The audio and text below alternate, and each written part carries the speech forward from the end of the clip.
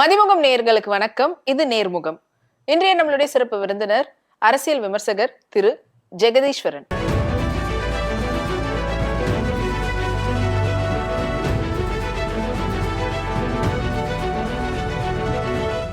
டயா booster சுகரை control பண்ணும், உங்க ஆரோக்கியத்தை மீட்டு தரும். சர்க்கரையை கட்டுப்படுத்துறதுக்கான எளிமையான வழிமுறை, இயற்கையான வழிமுறை. அனைத்து மருந்து கடைகளிலும் கிடைக்கும். தோழர் வணக்கம். நேர்முகம் நிகழ்ச்சியில் உங்களை சந்திக்கிறதுல ரொம்ப சந்தோஷம்.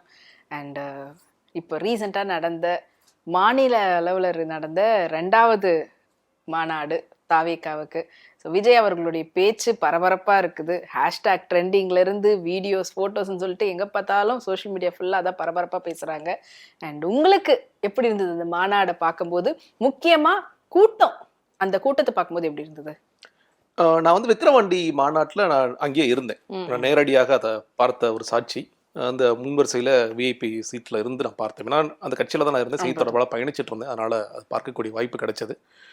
அந்த விக்கிரவாண்டி மாநாட்டில் நான் வந்து காவல்துறையினர்கிட்ட கேட்ட நம்பர்ஸ் அப்படின்னு சொன்னதை வந்து 7லேருந்து 8 லட்சம் பேர் வந்திருப்பாங்க சார் அப்படின்னு சொல்லி சொன்னாங்க. அது ஒரு ஞாயிற்றுக்கிழமை, கட்டுக்கடங்காத கூட்டம். எந்த அளவுக்கு கூட்டம்னு கேட்டிங்கன்னா, இதே மாதிரி தான் அங்கேயும் இந்த ஸ்கெடியூல்லாம் மாறிச்சு. சாயந்தரமாக ஆரம்பிக்க வேண்டிய மாநாடு 4 மணிக்கு ஆரம்பித்தாங்க. விஜய் அவர்கள் 6:30 பேசி முடிஞ்சிருச்சு. அதுக்கப்புறம் கடைசி வீடியோ மட்டும் ஓடிட்டு இருந்துச்சு. கொடி விளக்கம்னா என்ன, கொள்கை தலைவர்கள், அந்த பாடல் அப்படி தான் ஓடிட்டு இருந்துச்சு. அப்போ எல்லாம் ஒரு கூட்டம்லாம் வெளியே ஆரம்பிச்சிட்டாங்க. நாங்கள் வெளியே வரும்போது வெளியே வர அளவுக்கு ஒரு பெரிய கூட்டம் உள்ளே போயிட்டு இருந்துச்சு. சார் தம்பி மாநாடுலாம் முடிஞ்சிச்சுப்பா. இல்லை நான் பரவாயில்ல, நாங்கள் போய் தலைவர் நின்று பேசுகிற இடத்த பார்க்குறோம் அப்படின்னு சொல்லிட்டு நைட்டு முழுக்கவே இது இருந்துச்சு. நாங்கள் 6:30 மணிக்கு வெளியே வந்தாலும் எங்களுடைய வண்டியை வெளியே எடுக்கும் பொழுது விடிகாலில் 1 மணி. அந்த அளவுக்கு எடுக்கவே முடியலை. வேனும் சரி காரும் சரி எதுவுமே எடுக்க முடியல. Jam packed. வெளியூர் போகிறவங்களே கூட எல்லாரையும் சுற்றி விட்டு போக வச்சுட்டு இருந்தாங்க. இதெல்லாம் நடந்துச்சு. இன்னொரு 1 வாரம் கழிச்சு என்னுடைய பகுதியில் இருக்கிற ஒரு பையன் வந்து எனக்கு ஃபோன் பண்ணால மாநாட்டு திடல் காலியாக இருக்கிற ஃபோட்டோ எடுத்து அமிச்சான். என்னடா தம்பின்னு. சார் நான் மாநாட்டுக்கு வந்தேன் சார். எப்படிடா வந்தேன்னு கேட்டேன். பஸ் வந்து ஒரு 40 கிலோமீட்டர் இறக்கி விட்டாங்க. 40 கிலோமீட்டர் நடந்து வந்தேன் சார். நான் 40 கிலோமீட்டர் நடந்து திரும்ப ரிட்டன் வந்திருக்கான். அதனால் 1 வாரம் எனக்கு உடம்பு சரியில்லை சார், அதனால தான் இன்னைக்கு தான் உங்கள்கிட்ட பேச முடிஞ்சதுன்னா. என்னடா அப்படி இருக்கு நீ அப்படின்னு சொல்லிட்டு எனக்கு ரொம்ப சங்கடமாக இருந்துச்சு. உன்னோட ஃபோன்ஸ் எல்லாம் யாருக்குமே கிடைக்கல. அங்கே வந்து சிக்னல் இல்லை. இன்னும் சொல்ல போனால் ஜாமர் வச்சுருந்தாங்க.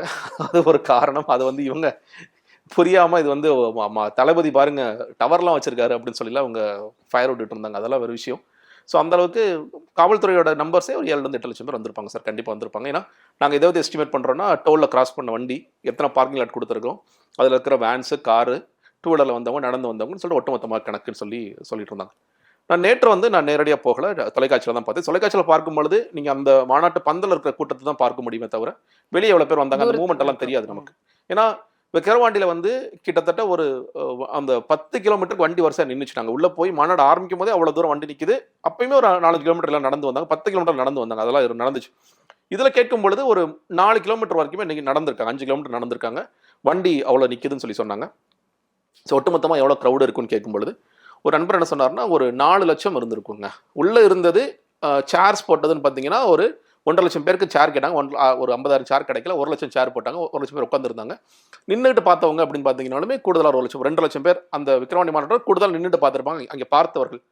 அது இல்லாமல் வீதியில் இருந்தவங்கலாம் பார்க்கும்பொழுது விக்கிரவாண்டி அளவிற்கு அந்த அளவு கூட்டம் வரல. விக்கிரவாண்டியில் இருந்த ஒரு 7-8 லட்சம்ங்கிறது வரல. ஆனால் டீசென்ட் க்ரௌடு தான். இங்கே வந்து விஜயவர்களை பார்ப்பதற்காக. இன்னொன்று வியாழக்கிழமை ஒரு ஒர்க்கிங் டேல நடந்திருக்கு. வியாழக்கிழமை ஒர்க்கிங் டே. அதே மாதிரி நான் இந்த 1 மணிக்கு வண்டி எடுத்தோம்னு சொல்லி சொன்னேன். இங்கே வந்து என்ன சொன்னாங்கன்னா, ஒரு 10 இல்லை அதுக்கு முன்னாடி நாங்கள் வண்டி வெளியே வந்துட்டோம். 1 மணிக்கெல்லாம் ஊருக்கே பக்கத்து ஊர்களுக்குலாம் வந்துட்டோம். கொஞ்சம் டிராஃபிக் ஃப்ரீ ஆயிடுச்சு அப்படின்னு சொல்லி சொன்னாங்க. பார்க்கும்போது விக்கிரவாண்டியை விட இது இன்னும் அதிகமான கூட்டமா இருக்கிற மாதிரி தெரிஞ்சது. இல்லைங்க, அதான் சொல்றேன் இல்லையா. நீங்க தொலைக்காட்சி, எனக்கு தெரிஞ்சு தொலைக்காட்சிகளை எவ்வளவு தூரம் வெளியே இருக்கிற தலைகளை காமிச்சாங்க தெரியல. நான் அதனால தான் சொல்றேன். நீங்க விக்கிரவாண்டியில நாங்கள் வெளியே வந்து ஒவ்வொரு இடத்துல உட்காரும் போது இலைப்பாரும் பொழுது நிறைய பேர் மயக்க போட்டெல்லாம் விழுந்து கிடந்தாங்க. ஏன்னா காலிலேருந்து சாப்பிடல. நாங்களே ஒரு தம்பி போய் ஆனால் டீ வாங்கி கொடுக்குறீங்களா அப்படின்னு நான் கேட்டேன். அவன்கிட்ட பர்ஸ் இல்லை, ஃபோன்ஸ் சிக்னல் ஒர்க் ஆகல, எதுவுமே இல்லை. அந்த அளவுக்குலாம் இருந்தாங்க. நீங்கள் ஒரு மனித தலைகள் கிட்டத்தட்ட 5-6 கிலோமீட்டருக்கு தலைகள் மட்டும் தான், வேற எதுவுமே இல்லை. இது நேரில் நான் பார்க்கல. அதனால் அவர் சொல்ல நம்பர்ஸ் வச்சு நான் சொல்கிறேன். நீங்கள் விக்கிரவாண்டி அளவிற்கான கூட்டம் இல்லைன்னு தான் அவர் பதிவு பண்ணார். கூடுதலான காரணம் வந்து நீங்கள் ஒர்க்கிங் டே இருக்கலாம். இதில் இந்த நம்பர்ஸ் வச்சுலாம் குறைச்சி மதிப்பிடலைங்க. இந்த நம்பர்ஸ் குறைஞ்சிருச்சு 2 லட்சம், அதனால் வந்து விஜய்க்கு தொய்வாயிட்டார் அப்படிலாம் சொல்லி சொல்லலை. ஒர்க்கிங் டேன்னு ஒரு முக்கியமான காரணமாக இருந்திருக்கலாம். அதனால அந்த அளவிற்கான கூட்டம் இல்லையோ அப்படிங்கிற அளவிற்கு மட்டும் நான் பதிவு செய்யறேன். வேற ஒண்ணும் இந்த ஸ்கெடியூல் சேஞ்சுன்றது விஜய் அவர்களுக்கு நடக்குதே முதல் மாநாடுலயும் சரி இப்பவும் சரி, அது எதனால ஏற்படுது அப்படின்னு? அது என்னன்னு கேட்டீங்கன்னா, ஒரு புவர் பிளானிங், அட்மினிஸ்ட்ரேட்டிவா நிர்வாக ரீதியாக இவர்கள் முதல் இன்னும் கத்துக்கணும். மாநாட்டிலிருந்து எதுவுமே கற்றுக்கொள்ளவில்லை. இன்னும் சொல்ல போனா, நான் வந்து செய்தி தொடர்பாளர் இருக்கும் பொழுது அந்த மாநாட்டில் நடந்த குறைகளை சுட்டிக்காட்டி பேசினேன். நான் இன்னைக்கு வெளியே உட்காந்துருக்கிறது அது ஒரு அதுதான் முக்கியமான காரணம். ஃபர்ஸ்ட் நான் வந்து வெளிப்படையாக பேசிய விஷயம். நான் ஏன் பேசினேன்னு கேட்டீங்கன்னா, ஒரு 40 நிமிஷம் வீடியோவில் இதே மாதிரி ஒரு யூடியூப் சேனலில் பேசும்பொழுது ஒரு 4-5 நிமிடங்கள் சரி செய்திருக்க வேண்டிய விஷயம்னு பேசினேன். அதில் மையமான ஒரே ஒரு விஷயம் தான். நான் வந்து விக்கிரவாண்டியில் முதல் நாள் சாயந்தரம் இந்த பவுன்சர்ஸ் செக்யூரிட்டிலாம் பேசும்பொழுது அப்போ என்ன பண்ணாங்கன்னா, ஒரு 10-10:30 மணிக்கு மாநாட்டு பந்தலேருந்து எல்லாத்தையுமே வெளியே அமிச்சாங்க. என்னங்கன்னா, விஜய் அவர் வந்துட்டாரு, மேபி அவர் ஏதாவது ஆய்வு பண்ணிருக்கலாம், இல்லை அவரே ஒரு ரிஹர்சல் கூட பார்த்துருக்கலாம்னு நான் நினைக்கிறேன். அன்றைக்கி ஏன்னா அது வந்து ரேம்ப் வாக்கு, நான் என்ன பேச போகிறேங்கிறத அதெல்லாம் அவர் பார்ப்பார், ஹோம்ஒர்க்லாம் நிறைய பண்ணுவார். அதை வேணா பார்த்துக்கலாம்னு நினைக்கிறேன். 10 மணிக்கு வெளியே அமிச்சிட்டாங்க. அடுத்த நாள் காலையில் எத்தனை மணிக்கு மாநாடு பந்தல திறப்பீங்கன்னு கேட்கும்பொழுது, சார் காவல்துறை வந்து ஒரு 6 மணிக்கு தான் ஆக்சுவல் மாநாடு ஆரம்பிக்கிறோம், ஸோ அதனால் ஒரு 4 மணி இல்லை 2-2:30 மணிக்கு கூட நீங்கள் திறந்து விட்டுருன்னு சொல்லியிருக்காங்க. ஸோ 2-2:30 மணிக்கெல்லாம் லஞ்செல்லாம் சாப்பிட்டு வந்த பிறகு தான் மாநாட்டு பந்தல திறப்போம் அப்படி தான் சொல்லியிருந்தாங்க. நான் வந்து விழுப்புரத்தில் தங்கியிருக்கேன். நான் ஒரு 6-7 கிலோமீட்டர் தள்ளி நண்பர் வீட்டில் தங்கியிருக்கேன். அப்போ அங்கெல்லாம் சிக்னல் ஒர்க் ஆகுது. அங்கே மாநாட்டு பந்தல்ல இருந்து பசங்க வந்து ஃபோட்டோ அனுப்புகிறாங்க. ஆனால் நாங்கள் வந்துட்டோம் காலைல 6:30 மணிக்கு.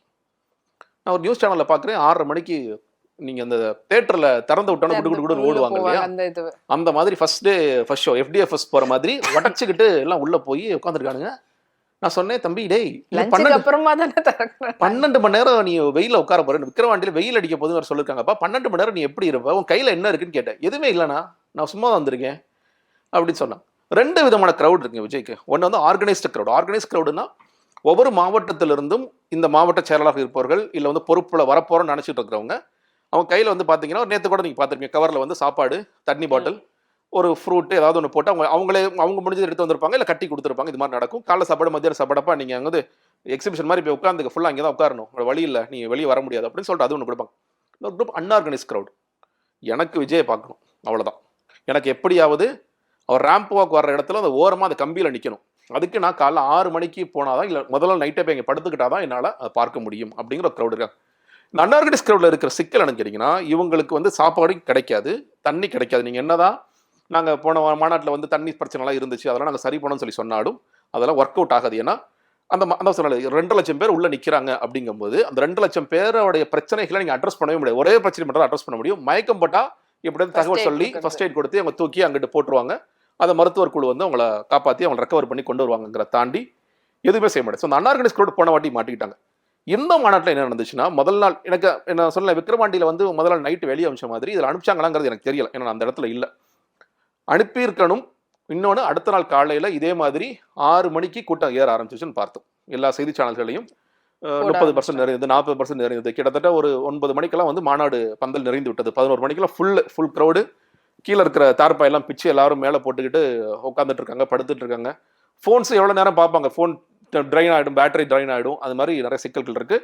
காலைல 10 மணி தான் மயக்கம் போட ஆரம்பிச்சிட்டாங்க. மயக்கம் போட்டு மருத்துவர் குழு தூக்கிட்டு போகிறாங்க. 250 பேருக்கு மேலே மயக்கம் அடைந்தார்கள். சில பேர் சீரியஸாக இருக்கிறாங்க அப்படின்லாம் சில செய்தி, 3 பேர் சீரியஸாக இருக்காங்க அப்படின்னு செய்திகள்லாம் வருது.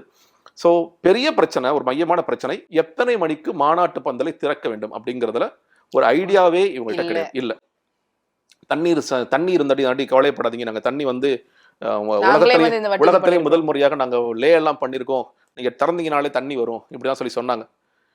ஆனால் அதே நேரத்தில் என்ன ஆயிடுச்சுன்னா, கழிவறைகளை தண்ணி இல்லை.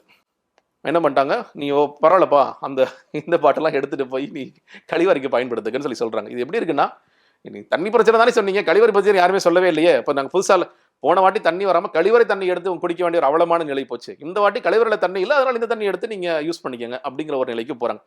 அப்போ நீங்கள் உண்மையிலேயே மாநாடு குறித்த ஒரு அனுபவம் இருக்கிற என்ன பண்ணுவாங்கன்னா, அப்போ கழிவறைக்கு என்ன தேவைப்படும், தண்ணி தொடர்ச்சியான 2-3 நாளாக மக்கள் வந்துகிட்டு இருக்காங்க, அப்போ திரும்ப தண்ணி ரீஃபில் பண்ணணும், அதுக்கு என்ன ஏற்பாடு அப்படிங்கிறத கொஞ்சமாக அறிவு இருக்கவங்க யோசிச்சிருப்பாங்க, அதை யோசிக்கலாம். இன்னொன்று, குடிக்கிற தண்ணியும் எல்லா இடத்துக்கும் சப்ளை ஆச்சானா இல்லை, அதான் சொல்கிறேன் இல்லையா. நீங்கள் ஒரு 2 லட்சம் பேர் நிற்கிற இடத்துல எவ்வளோ பாட்டில் நீங்கள் எறிவீங்க? அதுவும் நீங்கள் தண்ணி குடிக்க நீங்கள் ஒரு பாட்டில் சின்ன பாட்டில் எரிஞ்சிங்கன்னா அவன் குடிச்சு போட்டுகிட்டே இருப்பான். அது முடியவே முடியாது. நமக்கு பார்த்தோம் யார் ஷோவில் வந்து எவ்வளோ பொதுமக்கள், குழந்தைங்களை கூடி வந்த பொதுமக்கள் ஏற்கனவே ஓரளவுக்கு ஏற்பாடோட வந்த பிறகுமே பெரிய குற்றச்சாட்டை விமர்சனமாக நம்ம என்ன வச்சு, என்னங்க நீங்கள் தண்ணி அதை அரேஞ்ச் பண்ணியிருக்கணும் இல்லைங்க, நீங்க அது அரேஞ்ச் பண்ணது மிகப்பெரிய தவறுங்க. இல்ல இவ்வளவு பேர் கூட்டத்தோட சேர்த்திருக்கவாது கூடாது. நீங்க வந்து சொல்லியிருக்கணும், வராதீங்கன்னா சொல்லி தடுத்திருக்கணும். நீங்க எவ்வளவு பேர் வந்தாலும் பரவாயில்ல, நாங்க ரெக்கார்ட் பிரேக் பண்ண போறோம் அப்படின்னு சொல்லி சொன்னீங்க. இப்போ அதே மாதிரி தான். ஏன்னா நைட்டு வந்து நீங்க பார்க்கும்பொழுது திரும்ப போகும்போது ஒவ்வொருத்தனா பெரிய பெரிய இது தண்ணி எடுத்துட்டு போயிட்டு இருக்காங்க. தண்ணியை அவனால கொடுக்கவே முடியல, சப்ளை பண்ண முடியல. அவங்க ஸ்டிக்கர்லாம் போட்டு அதெல்லாம் பக்காவா பண்ணிட்டாங்க. ஒவ்வொரு மாவட்டத்திலிருந்து சில பேர் ஸ்டிக்கர்ஸ் போட்டு நாங்கள் தண்ணி சப்ளை பண்ண போறோம், தண்ணி சப்ளை பண்ண போறோம்னு சொன்னாங்க. ஸோ அன்னைக்கு நடந்த அதே சிக்கல்கள் மறுபடியும் ஒரு நிர்வாக ரீதியாக அது எல்லாமே நடந்திருக்கு. இன்னொன்று, போன மாநாடும் சரி இந்த மாநாடும் சரி சாப்பாடுங்கிறது பிளான்லேயே இல்லை. அது என்ன சொல்லிட்டாங்கன்னா, நம்ம அதிமுகவில் பார்த்தோம் பாருங்க, சாப்பாடெல்லாம் வேஸ்ட் ஆச்சு அப்படிங்கிற ஒரு கதையில முடிச்சிட்டாங்க. என்ன சொல்றேன், லட்சக்கணக்கான பேர் வர்றாங்க, நீங்க செலவு பண்ணணும்னு முடிவு பண்ணி நீங்க சாப்பாடு போடுறது என்ன ஆயிட போகுது உங்களுக்கு? நீங்க வந்து மாநாடு பந்தலுக்குள்ள வச்சு அதுக்கு ஏதாவது லைசென்ஸ் அப்படி பிரச்சனை அப்படிலாம் ஒண்ணு இல்லைங்க. சில பேர் அதாவது விக்கிறாங்க இல்லையா? நீங்க நேத்தே அது ஒரு குற்றச்சாட்டு இருந்துச்சு. கூழ் அதிகமா விக்கிறாங்க, சாப்பாடு காசு ரொம்ப அதிகமா விக்கிறாங்க, பிரிஞ்சி வந்து 70 ரூபான்னு சொல்லிட்டு இவ்வளவுதான் கொடுக்குறாங்கன்னு சொல்லி சில குற்றச்சாட்டுகள் வருதுல. அதை நீங்க ஃப்ரீயா பண்ணிருக்கலாமே. நீங்க தான் இன்னும் சொல்ல போனா மக்கள் இயக்கம் சார்பாக நாங்கள் தினம் தினம் ஆயிரக்கணக்கான மக்களுக்கு சாப்பாடு போறேன்னு சொல்கின்ற விஜய் மக்கள் இயக்கத்தினர் இல்ல தமிழக வெற்றி கழகம், நாங்க வர்ற எல்லாருக்கும் சாப்பாடு போறேன்னு சொல்லிருக்கணும்ல. அன்ஆர்கனைஸ் கிரௌடுக்கு சொல்ல, ஆர்கனைஸ் கிரௌடுக்கு பிரச்சனை இல்லை. அன்ஆர்கனைஸ் கிரௌடுக்கும் நீங்க எவ்வளவு பேர் வந்தாலும் பரவாயில்ல, நீங்க வந்து சாப்பாடு போட்டிருக்கணும். அது போன வாட்டியும் செய்யல, இந்த வாட்டியும் செய்யல. அது ஒரு சிக்கல். ஏன்னா காலைல இருந்து 6 மணில உட்கார்ந்து இருக்கிறவங்க ஒரு மயக்கம் அடிச்சு விழுகிறதுக்கு சாப்பாடு இல்லை, தண்ணி இல்லை, கடுமையான வெயில் அடிக்குது, இதெல்லாம் பிரச்சனை இருந்துச்சு. ஒரு விஷயம் போன வாட்டியும் இந்த வாட்டி நல்லா செஞ்சாங்கன்னு நான் பார்த்தீங்கன்னா, அது மருத்துவ குழு. ஏன்னா அந்த மருத்துவ குழு தான் போன வாட்டியும் நூற்றுக்கணக்கானவர்களை காப்பாற்றி ரெக்கவர் பண்ணி போன வாட்டி எந்த அசம்பாவிதமும் இதன் மூலியமாக நடக்கவில்லை. வேறு மாதிரி நடந்தது. ஆக்சிடென்ட்ல ஒரு 4 பேர் இறந்து போனாங்க, ட்ரெயின்ல இருந்து குதிச்சாங்க 2 பசங்க, அப்படிலாம் செய்தி வந்தது. அப்புறம் அங்கே ஒரு மாரடைப்புல அந்த அந்த மாநாடுனால கிடையாது, அவர் ஏற்கனவே கொஞ்சம் வீக்கா இருந்திருக்காரு, மாரடைப்புல அவர் இறந்து போனார், ஒரு நிர்வாகி ஒருத்தர்னு சொல்லி செய்திகள் வந்தது. இதுல பாத்தீங்கன்னா இப்போ வரைக்கும் அந்த செய்திகள் 3 பேர் இறந்து போயிருக்காங்கிறது வருது. மூச்சு திணறல் ஏற்பட்டிருக்கு. 4 மணிக்கு நாங்க கிளம்பிட்டோம், கிளம்பின பிறகும் கூட அவர் போற வழியில ஆந்த வேலை நுரைத்தல் இறந்திருக்காரு, நீலகிரி பையன் இறந்திருக்காருன்னு அந்த செய்திகள் வருது. அதான் சொல்றேன், இதை நீங்க உண்மையிலேயே ஒரு மாநாட்டில இருந்து நீங்கள் கற்றுக்கொண்ட பாடம் என்பது சரியாக இருந்திருந்தால் நீங்க ஸ்கெடியூல் படி போயிருக்கலாம். எதுக்காக சொல்ல ஆரம்பிச்சேன்னா, ஏன் ஸ்கெடியூல் மாறுது? பார்த்துட்டே இருக்கிறாங்க சார், மயக்கம் போட்டு விழுந்துட்டே இருக்காங்க சார், போனாடி சார் விஜய் போயிட்டு சார் மயக்கம் போட்டு விழுந்துட்டே இருக்காங்க, இனிமே தள்ள போனா என்னடி கேட்டீங்கன்னா மேலே ஏற ஆரம்பிச்சிருவாங்க, இதெல்லாம் உடைக்க ஆரம்பிச்சிங்கன்னா. நீங்க விஐபி சீட்ல தான் நான் இருந்தேன். நீங்க அவர் பேச என்ன ஆகுதுன்னா, பின்னாடி இருந்து எல்லாத்தையும் உடைக்க ஆரம்பிச்சிட்டாங்க. உடைச்சு பக்கத்துல நான் விஜய் அவர்கள் பேச்சு முடிக்கும் போது நான் கிளம்பிட்டேன். என்ன வந்து ஒரு டீம் காப்பாத்தி கூட்டிட்டு என்ன கண்டுபிடிச்சு, சார் வாங்க இங்கெல்லாம் இருக்காதீங்க, கண்டிப்பா நீங்க காலி ஆயிடுவீங்கன்னு சொல்லி என்ன கூட்டிட்டு போனாங்க. இன்னைக்கும் கிட்டத்தட்ட அதே மாதிரி தான் நடந்திருக்கு. ஏன்னா இல்ல இந்த வாட்டி வந்து பாத்தீங்கன்னா ரேம்ப், போன வாட்டி அந்த ரேம்ப் வாக்ல யாருமே டிஸ்டர்பன்ஸ் இல்ல. ஆனா இந்த தடவை பாத்தீங்கன்னா போகும்போது இத்தனைக்கு சைடுல கிரீஸ் தடவனாங்க அப்படின்லாம் சொல்றாங்க. நல்லா கேப் விட்டு தான் போட்டிருந்தாங்க. போன வாட்டியாவது கொஞ்சம் கிட்டத்துல இருந்தாங்க. அப்படி இருந்தும் மேல ஏறி அவரு கிட்ட வந்ததெல்லாம் வந்து இது எந்த அளவுக்கு இல்லைங்க. அது 2 விஷயங்க. ஒண்ணு, நீங்க தொண்டர்களாக வருகிறவர்களை இல்ல தொண்டர்களாக நீங்க இனம் கண்டவர்களை நீங்கள் அரசியல் மயப்படுத்துகிறீர்களான்னு மிகப்பெரிய கேள்வி இருக்கு. நான் பாக்குறது விஜயோட பிக்கஸ்ட் வந்து நீங்க என்ன தெரியுமா, பொலிட்டிக்கலா இருக்கிறது. விஜயும் சரி, விஜயோட நிர்வாகிகளும் சரி, விஜயோடைய ரசிகர்களாக இருப்பவர்களும் பொலிட்டிக்கலாவே வச்சுக்கிறதா நல்லது, அதுதான் நமக்கு நன்மை அப்படின்னு விஜய் யோசிக்கிறார். நீங்க கோயம்புத்தூர் போகும்போது சரி, மதுரைக்கு போகும்போது சரி, மரத்துல இருந்து தாவுறாங்க, அங்க இருந்து போறாங்க, இதெல்லாம் சொல்லி விமர்சனங்களாக வருது பார்க்கிறோம். ஏன் இப்படி பண்றாங்க? நம்மளை பார்க்கறது அதீதமான ஒரு இதுல வர. ஆனா கடிதம் எழுதும் போது நம்ம ராணுவ கட்டுப்பாடு எழுதணும், ராணுவ கட்டுப்பாடு எழுதணும்னு நீங்க கடிதம் எல்லாம் போடுறீங்க. அது ஏன் மாறல அப்படின்னா, மிக முக்கியமான காரணம், ஒரு ரசிகர்கள் கூட்டத்திலிருந்து ஒரு அரசியல் கட்சி எப்ப பரிணமிக்கும்னு கேட்டீங்கன்னா, அவர்களை அரசியல் பயப்படுத்தும் போது. அது எப்படி நடக்கும்? ஒரு ப்ராசஸ் இருக்கு. நீங்க உதாரணத்திற்கு இப்போ புஷியானவர்களே மை டிவிக்கு ஆப் லான்ச் பண்ணும்போது, நாங்க அடுத்த 2 மாசத்துல 12,500 கூட்டங்கள் போட போறோம்னு ஒரு கதை அளந்தார். 3 கூட்டங்கள் போட்டாங்க. அந்த 12,500 கூட்டங்கள் நீங்க உண்மையிலே போட்டிருந்தீங்கன்னா, தம்பி இதுதான் கட்சி, இதுதான் அரசியல், இவர் தான் பெரியார், இவர் தான் அம்பேத்கர், இவங்க தான் அஞ்சலை அம்மாள், இவங்களெல்லாம் நம்ம ஏன் வச்சிருக்கோம், ஏன் கொள்கை தலைவராக காண்பிக்கின்றோம், ஏன் நம்ம கொள்கைன்னு ஒன்று சொல்றோம், அரசியல் கட்சி எதற்காக முக்கியம், இன்னைக்கு இருக்கிற அரசியல் கட்சியில் என்ன பிரச்சனை, தமிழக வெற்றி கழகம் ஏன் வந்தது, இதெல்லாம் நீங்க கொஞ்சம் கொஞ்சமாக புகுத்திக்கிட்டே இருந்தீங்கன்னா, ஓ அப்படியா பொலிட்டிசைஸ் ஆகி மாறுவான். ஆனா அதான் சொல்லல, அவர் சிக்கல் இருக்குன்னா பொலிட்டிசைஸ் ஆகிட்டா விஜயோட வெளியே போயிடுவாங்க. ஏன்னா இன்னைக்கு விஜய்க்கு அந்த பொலிட்டிசைசேஷன் இல்ல. விஜய் அவர்களுக்கே அந்த அரசியல் அறிவு, அரசியல் ஞானம் வந்துருந்துச்சுன்னா, அவர் பக்கத்தில் நிர்வாகிகளேப்பா நான் இன்னைக்கு இந்த புத்தகம் படிச்சேன், நீ என்ன படிச்சேன்னு கேட்பாரு. அப்போ புஷியானந்த் வந்து அவர் என்ன படிச்சேன்னு அவர் சொல்லுவார். இங்க இருக்கிற பொருளாளர் வெங்கட் வந்து சார் நான் இந்த புத்தகம் படிச்சேன், ஆதவ அந்த புத்தகம் படிச்சேன்னு அதை சொல்லுவார். ஆனா அங்க இருக்கிற கூட்டம் ஒட்டுமொத்தமாகவே இதெல்லாம் எதுக்குங்க படிச்சுக்கிட்டு, நமக்கு இருக்கு நீங்க சொல்ற மாதிரி ரீல்ஸ் இருக்கு, ஷார்ட்ஸ் இருக்கு, அதுல 4 வீடியோ எடுத்து நம்ம பசங்க போட்டுருவாங்க, பறக்க விட்டுருவாங்க, விசில் பறக்க விட்டுருவாங்க, துண்டை பறக்க விட்டுருவாங்க. இப்படி ஒரு அரசியல் கட்சி நீங்க நடத்திட்டு போனீங்கன்னா அவன் ஏறதான் செய்வான். இல்ல போன தடவை முதல் மாநில மாநாடுக்கு வந்துட்டு ஆதவர்ஜுனா அப்ப இல்ல கட்சியில. ஆமா அதனால ஓகே புசி ஆனந்தால என்ன மேக்சிமம் அவரால் பண்ண முடியுமோ அதை ஆர்கனைஸ் பண்ணியிருந்தாரு. இந்த தடவை ஆதவர்ஜுனா இருந்தாரு. ஆதவர்ஜுனா இந்த மாதிரி ஆர்கனைஸ் பண்ணக்கூடியதுல கொஞ்சம் எக்ஸ்பர்ட், கொஞ்சம் அவரை புசி ஆனந்த கம்பேர் பண்ண. ஸோ அதனால இந்த மாதிரி எதுவுமே இல்லாம நடக்காம தவிர்க்கிறதுக்கான வழிகள் எல்லாமே பண்ணியிருப்பாரு அப்படின்னு எதிர்பார்த்தோம். இல்லைங்க, ஆதவர்ஜுனாக்கு எவ்வளவு தூரம் இந்த கட்சியில கண்ட்ரோல் இருக்குன்னு ஒரு கேள்வி இருக்குல்ல. நீங்க பொதுச் செயலாளர் பிராக்கெட்ல தேர்தல் பிரிவு மேலாண்மை செயலாளர்னு போட்டுக்கலாம். ஆனா உண்மையிலேயே விஜய் அவர்கள்ட்டயே ஆதவர்ஜுனாக்கு ஆக்சஸ் இருக்கா? முழுசா இல்ல. நீங்க ஜனவரியில இருந்து இப்ப கொஞ்சம் கொஞ்சம் வந்துட்டு இருக்குன்னு சொல்றாங்க. ஏன் வருதுன்னு கேட்டீங்கன்னா அவர் தான் செலவு செய்யறாரு. இந்த எல்லா செலவுகளையும் நேற்று நடத்துற மாநாடு முதற்கொண்டு அவருடைய செலவு பண்றவருக்கே அந்த நிலைமையா? உண்மை அதுதான்.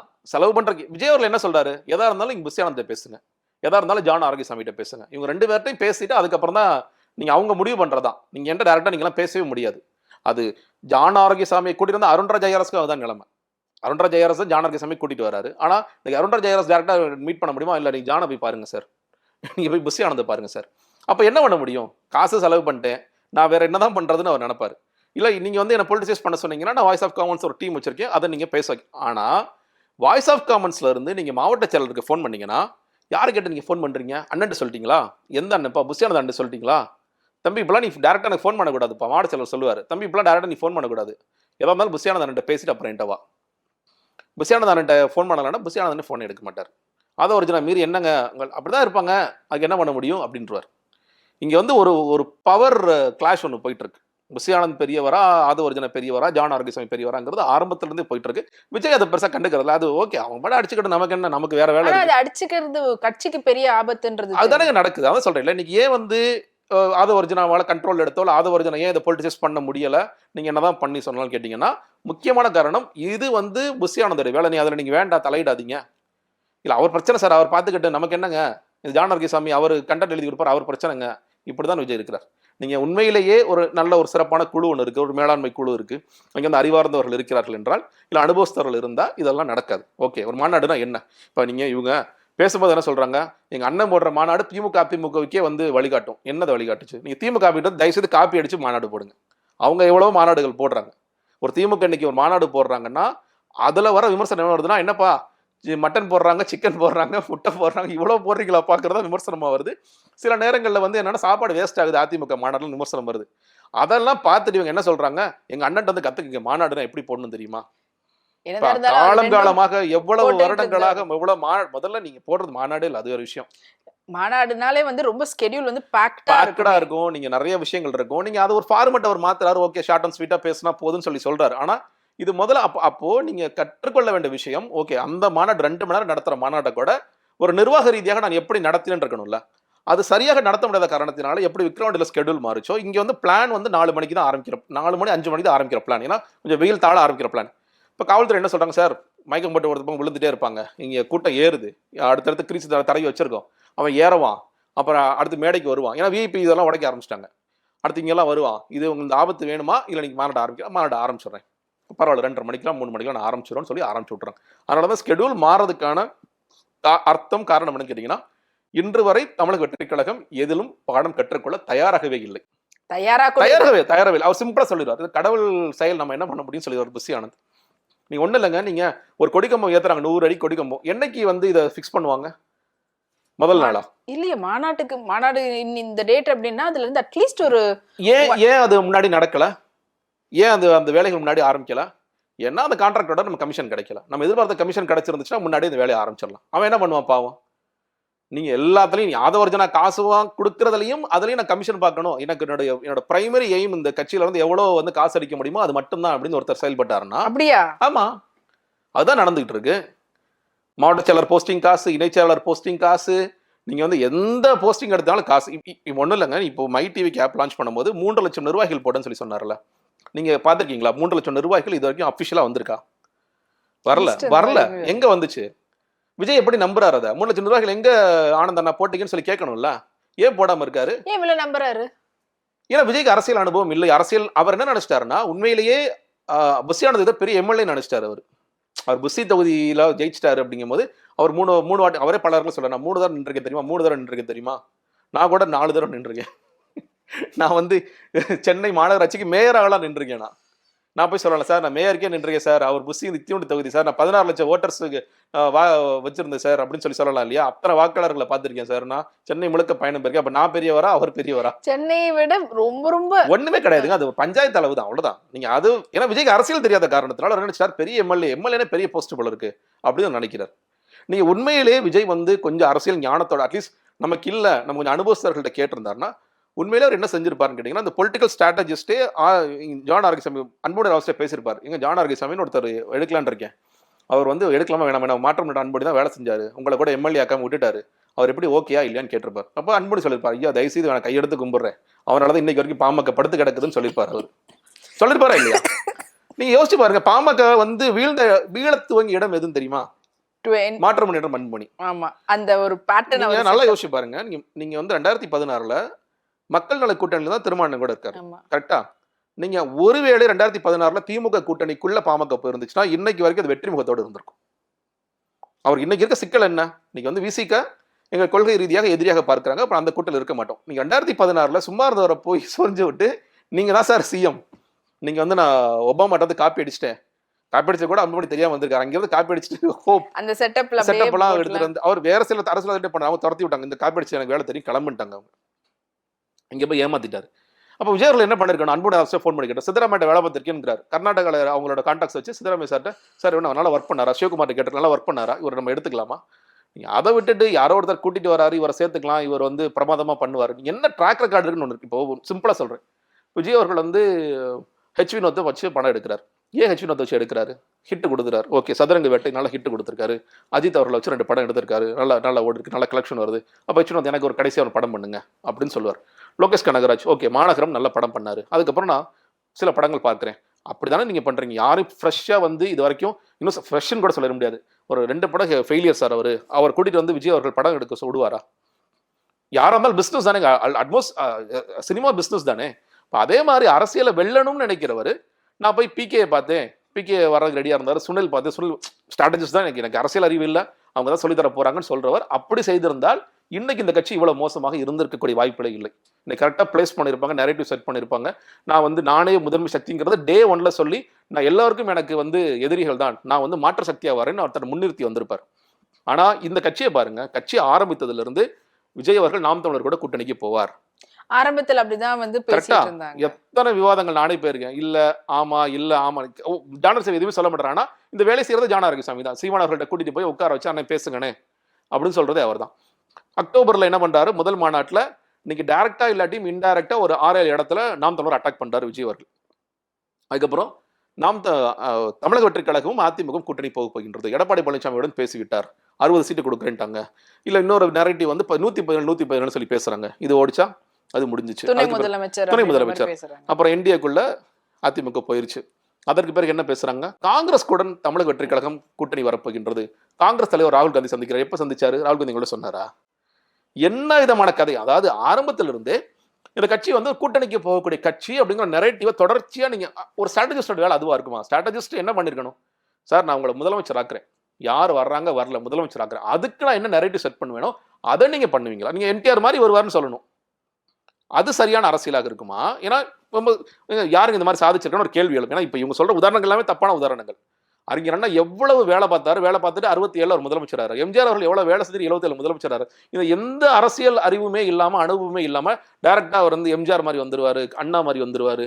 இது என்ன கதை? அட்லீஸ்ட் அதுக்கு நரேட்டிவ் வந்து என்டிஆர் மாதிரி வந்துருவாருங்க. என்டிஆர் ஒரு நடிகராக இருந்து அவர் சாதிச்சாரு, பெரிய பெரிய கூட்டங்கள் உண்டாக்குனாரு. அந்த மாதிரி நீங்க பண்ணிருக்கணும். ஆரம்பத்துல இருந்தே இந்த கட்சி வந்து கூட்டணிக்கு போயிடும். அவங்க கூட கூட்டணிக்கு என்கிட்ட சொல்லியிருக்காங்க ஜானா ஆரோக்கியசாமி, நாம் தமிழர், அன்புமணி ராமதாஸ், நம்ம 3 பேர் சேர்ந்து நம்ம தான் பிரதர் கேம் சேஞ்சரா இருப்போம். நான் இப்போ யோசிச்சேன், ஓ இப்போ 2016 நீ வந்து அன்புமணிட்ட வேலை பார்த்த, 2021 சீமாட்ட வேலை பார்க்குற, ஒரு விசுவாசத்தை காமிக்கிறதுக்கு ஒரு கூட்டணி அமைச்சு விடுறியா நீ? நல்ல வேலை சித்தராமையா கூப்பிடல அவரு, வாங்க சார் நீங்களும் சும்மா தானே இருக்கீங்க வாங்க. அரசியல் அறிவே இல்லாத ஒரு நபருங்க அவர். போய் இன்னொன்று பொலிட்டிக்கல் ஸ்ட்ராட்டஜிஸ்டே கிடையாது, பிராண்ட் ஸ்ட்ராட்டஜிஸ்ட், ஒரு பிராண்ட் பில்டர் அவர். ஒரு பிராண்ட் பில்டரை கொண்டு வந்து நீ பொலிட்டிக்கல் ஸ்ட்ராட்டஜிஸ்ட் சொல்லி சொன்னீங்கன்னா அவர் என்ன பண்ணுவார்? பட் ஆனா ஆதவ அர்ஜுனா வந்து அதுல ஆக்சுவலி கொஞ்சம் நல்லாவே பண்ணியிருக்காரு. இல்லங்க அவர்கிட்ட டீம் இருக்கு. ஏன்னா ஜான்ட டீம் கூட கிடையாது, ஸ்ட்ராட்டஜிஸ்ட் சொல்ற டீமே கிடையாது. அது ஒரு வாய்ஸ் ஆஃப் காமன்ஸ் டீம் இருக்கு. பிகேட்ட இருந்து சில பேரை கொண்டு வந்து இங்க செட் பண்ணி வச்சிருக்காரு. அவர்கிட்ட டீம் இருக்கு, டேட்டா இருக்கு, அதெல்லாம் எடுக்கக்கூடிய வாய்ப்புகள் இருக்கு. ஆனா அவருக்கு நீங்க ஆக்சஸ் கொடுத்தா தானே பண்ண முடியும். நீங்க எது செஞ்சாலும் நீங்க நல்லா யோசிச்சு பாருங்க. ஜான் ஆரோக்கியசாமிங்கிற பெயர் எப்பொழுது வெளிப்படையாக வெளியே வருகிறது? ஆதவ அர்ஜுனோட நியமனம் அன்னைக்கு. அந்த நியமன கடிதத்தில் என்னுடைய அரசியல் ஆலோசகரான ஜான் ஆரோக்கியசாமியை கேட்டுதான் ஆதவ அர்ஜுனா வேலை செய்வார். எதுக்கு நீ அது விஜய்க்கே தெரியுமா தெரியாது, ஜான் ஆரோக்கியசாமி எழுதுறாரு. அப்ப எனக்கு கீழே தான்ப்பா நீ எல்லாரும் அப்படின்னு ஜான் அதை இது பண்றாரு. அப்ப விஜய் கேட்டிருக்கேன்ப்பா, இவ்வளவு நாள் உன் பேரை வெளியே தெரியக்கூடாது, நீ ரொம்ப கவனமா இருந்த, நீ என் பின்னாடி தான் வேலை பார்த்துட்டு இருந்த, இன்னைக்கு என்ன உன் பேரை வெளியே சொல்ற, எதுக்காக வெளியே சொல்ற? கேட்டிருக்கணும்ல. அது எங்க விஜய் கேட்டார்? விஜய் எது இருந்தாலும் எதை நீட்னாலும் ஓகே சொல்றீங்களா ஜான், ஓகே கையெழுத்து போட்டு கொடுக்குறேன், ஓகே இப்படி போனா அப்புறம் என்ன நடக்கும்? ஸோ இந்த இந்த இந்த அடிப்படையில் இந்த ஸ்கெடியூல் சேஞ்சுக்கு இதுக்கெல்லாம் முக்கியமான காரணம் எல்லா சொதப்பலுக்குமே இவர் தான். ஆனா அவருக்கு மூல காரணம் விஜய் தான். சரியான நபரை நீங்க தேர்ந்து முதல் கோணல் முற்றும் கோணலாயிடுச்சு. இப்போ இது வரைக்கும் எல்லாரும் கமெண்ட் பண்ணதே என்னன்னு பாத்தீங்கன்னா, முதல்ல அவங்க அப்பா அம்மாவுக்கே மரியாதை தர மாட்டாரு, அதுக்கப்புறமா எங்களுக்கெல்லாம் வந்து சொல்லி கொடுங்க அப்படின்ற மாதிரி நிறைய ட்ரால் மீம்லாம் போயிட்டு இருந்தது. இப்போ இந்த மாநாட்டில் பார்த்துருப்பீங்க, அப்பா அம்மா 2 பேரையும் பிடிச்சி எழுந்து நின்னா கூட உட்காருங்கன்னு சொல்லி யாரை தழுவிட்டு போனாரு. இது எப்படி பாக்குறீங்க? சமூக ஊடகங்கள்ல வர கருத்துகளுக்கு பதிலாகத்தான் எல்லா விஷயங்களும் செயல்பாடுகளுமே இருக்கு. ஒருத்தர் அப்பா அம்மா ஏன் கீழே உட்கார வைக்கிற அப்படின்னு கேட்டா இந்த வாட்டி மேல உட்கார வச்சிட்டாரு. இப்போ ஒருத்தர் அப்பா அம்மா ஏன் மேல உட்கார வைக்கிறேன்னு கேட்டா அடுத்த கீழே உட்கார வச்சிருவாரு. சுயமாக சிந்திக்கக்கூடிய திறன் படைத்தவர்கள் இங்கே இல்லை. ஆனந்த் சரி, ஆதவ அர்ஜுனா சரி, இப்போ விஜயும் அதில் சேர்ந்துட்டாருங்கிறது. விஜய் சேர்ந்து ஏன்னா நீ யோசிச்சு பாருங்க, இந்த பேச்சர் என்ன பண்றாரு? நான் வந்து சில பேர் வருவேன்னு சொல்லி வராமட்ட மாதிரி நான் இருந்துருவேன். பேச்சுக்கு முன்னாடி எல்லாம் இதை முடிச்சிடலாமே அப்படின்றதுக்காக தான் பார்த்தேன் நானு. நீங்களே ஆரம்பிச்சிட்டீங்க.